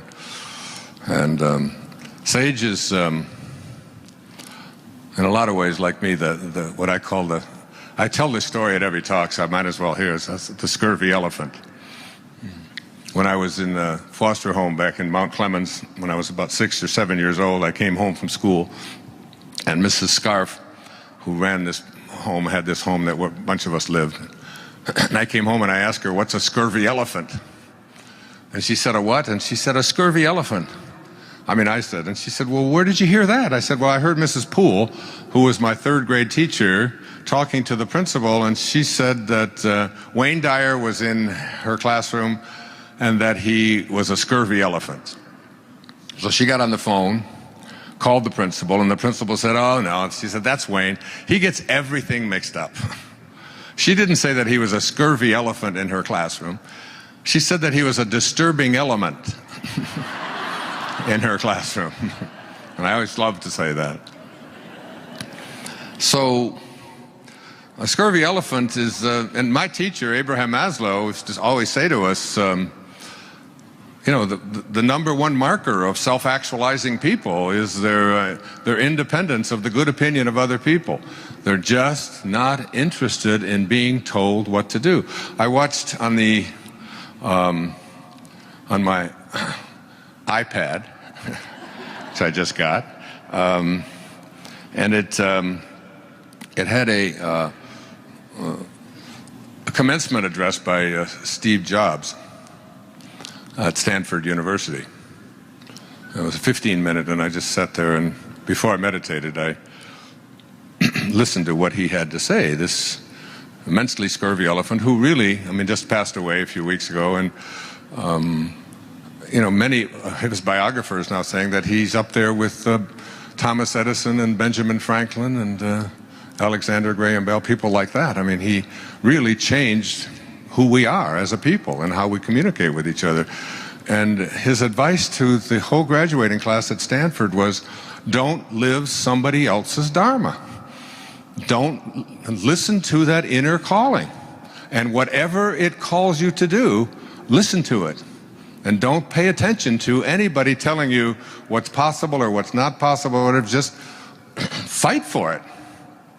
Sage was at Mother's Day, and I don't even remember what it was that she wanted to wear or didn't want to wear, but it had something to do with dresses and skirts and slacks. And I remember that Mother's Day walking in the parking lot with Sage for 45 minutes or so, talking to her about, I know exactly how you feel and how you think. I said, but there's a lot of people who think that you should maybe wear something nice. It's Mother's Day and it's a restaurant. I said, but you don't have to go back in there. We'll go home and get something afterwards if you want. And she just gave me that, I don't want to do this, and why should I be told what to wear? And I understood that.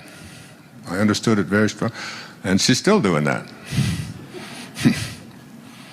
But it also serves people very, very well. This idea that I'm going to listen to that voice, and we all have it. And when we have this voice, and this voice has passion associated with it, that is, when you feel a strong passion towards what it is that you want to become, what you want to create, the kind of person that you intend to be, when you have that within you, it doesn't make any difference whether anybody else understands it or gets along with it. You don't even try to talk to anybody else about it. You just listen to it, and you become a disturbing element. You become a scurvy elephant in the world. And it's the only way you'll ever feel fulfilled. You won't get it by fitting in. So you have to listen to your soul.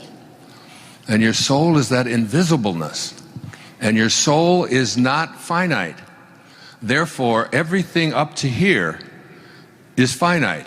Everything that I spoke about, filling out the forms, fitting in, being a good citizen, doing all the right things, all these things which I applaud, which are all fine, but they only take you, you end up living a half-lived life.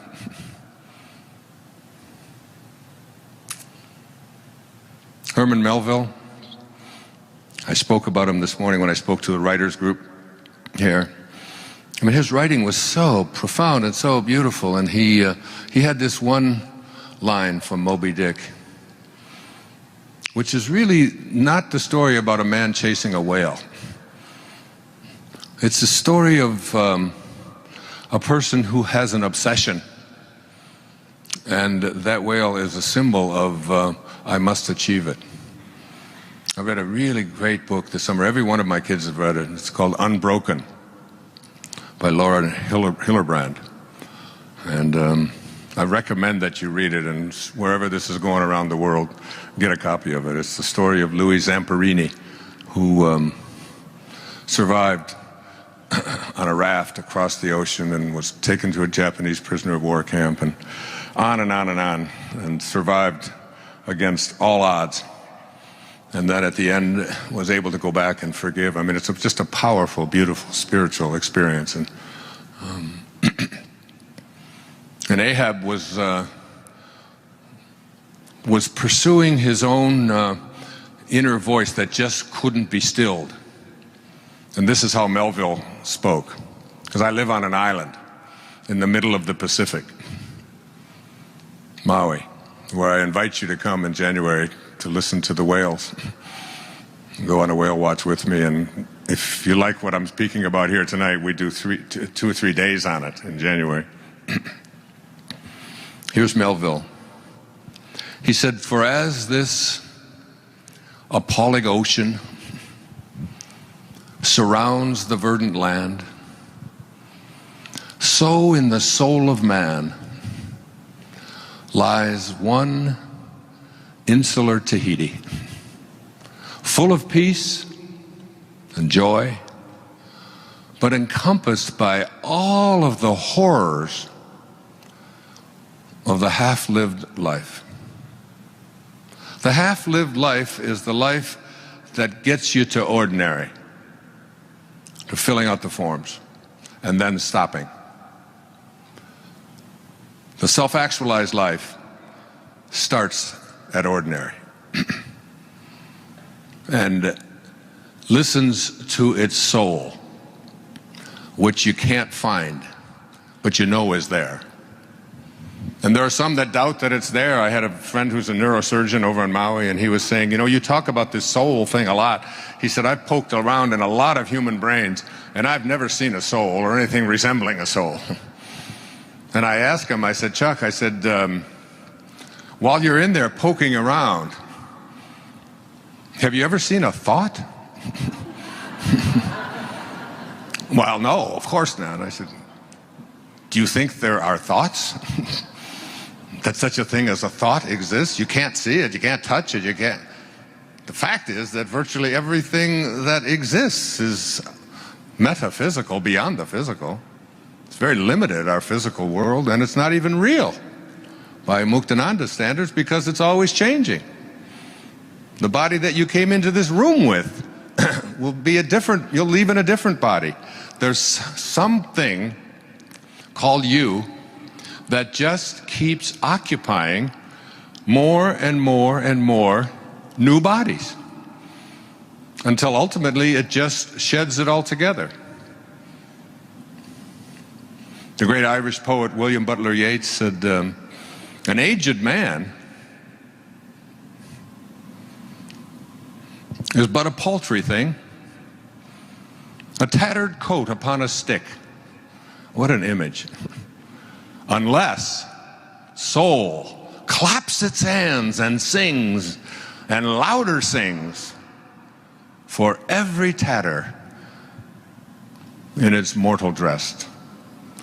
We're just tattered coats on a stick, unless we have a soul. And when we have a soul, the soul says, don't fence me in. The soul says, don't tell me what to be. Don't tell me what I can't do. Don't you dare impose upon me who you are and what you think I should be. That's your soul. And all of you have this, because this body of yours is just an illusion. It's just a very temporary parenthesis in eternity, isn't it? And you know that you're going to leave it. And all the evidence is there, and you just keep looking at it. You try to pretend that it's not there, and So you color the gray, and you lift them up, and you shift it around, and you put on a girdle, and you do all of the, I don't know, you do all of the stuff to pretend that it's, and you're not doing a damn thing in this world. You're just being done. You're just being done. But what you're being done by is the higher self. So what I would like to offer you here is a program, if you will, it's sort of a preview. I've been reading and studying and lecturing all over the place for the last year or two. And for some reason, I've been given a big voice and a big audience. For some reason, I'm allowed to go on public television and present in prime time 3- and 4-hour specials on the Tao Te Ching, or on the power of intention, or on changing your life, living from a spiritual place. And it must be because I have had this wonderful opportunity handed to me that I've been getting exposed to more and more and more about the miraculous power that comes to us when we start our life from ordinary and just leave that part of it to be taken care of and move into this extraordinary place, this place that all the great writers speak about, where we transcend this ego of ours that believes that who we are is so important, and believes that who we are is what we own, and who believes that what we are is in competition with others and has to defeat others and has to win and has to be better than. I love the poets. I feel very poetic tonight. A great Indian poet named Rabindranath Tagore won the Nobel Prize for Literature in 1927 with a collection of poetry called Gitanjali.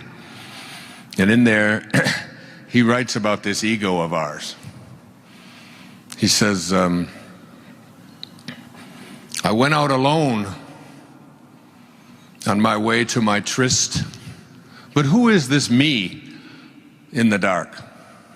I step aside to avoid his presence, but I escape him not. He makes the dust rise from the earth with his swagger. He adds his loud voice to every word I utter. He is my own little self, my Lord. He knows no shame. But I, the invisible me, I am ashamed to come to thy door in his company. That's the ego. The part of us that makes the dust rise from the earth with our swagger, who's always adding his loud voice. But inside there's this being that says, who I am is so much more than that, so much more divine. And in order to get to the path of moving towards extraordinary, and the fact is that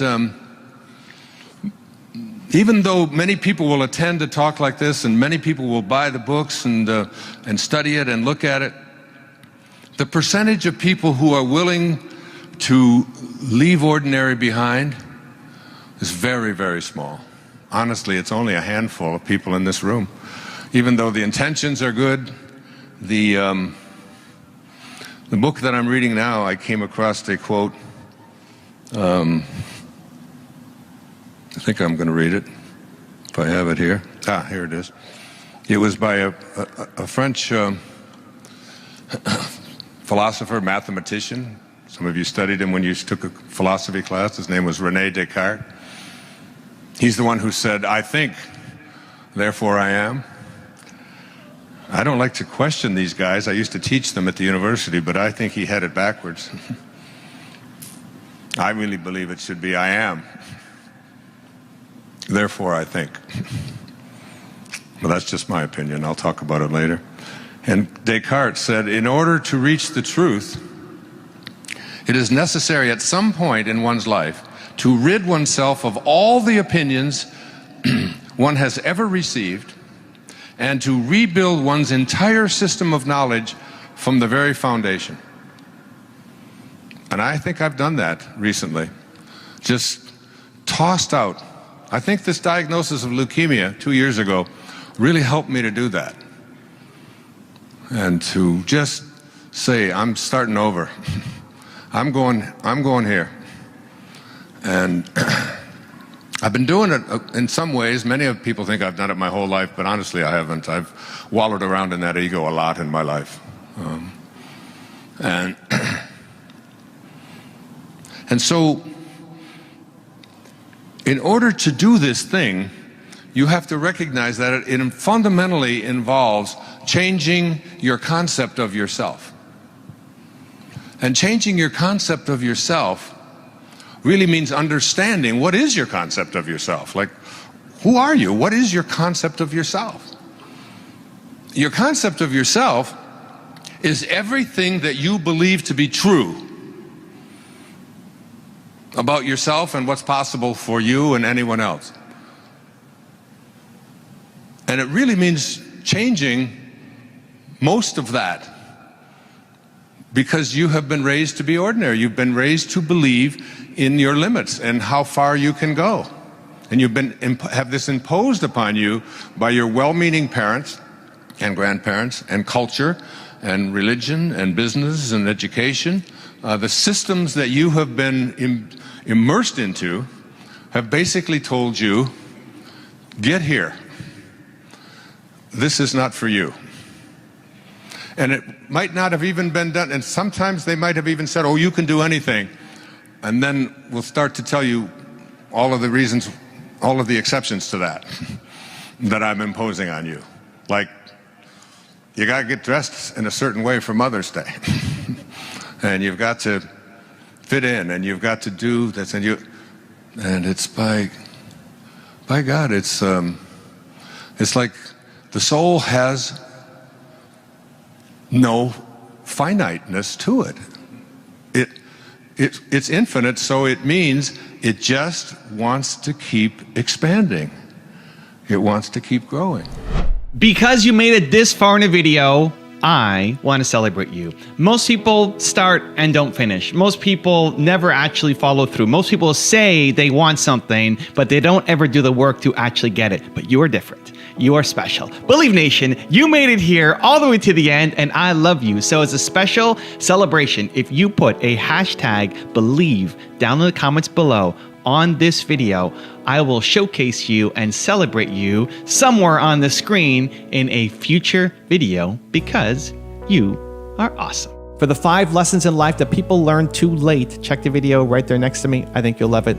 Continue to believe, and I'll see you there. Look for the job that you would take if you didn't need a job. I mean, don't sleepwalk through life, and don't say it's all going to be great. I'll do this and I'll do that, and I'm just marking time till I get to be older.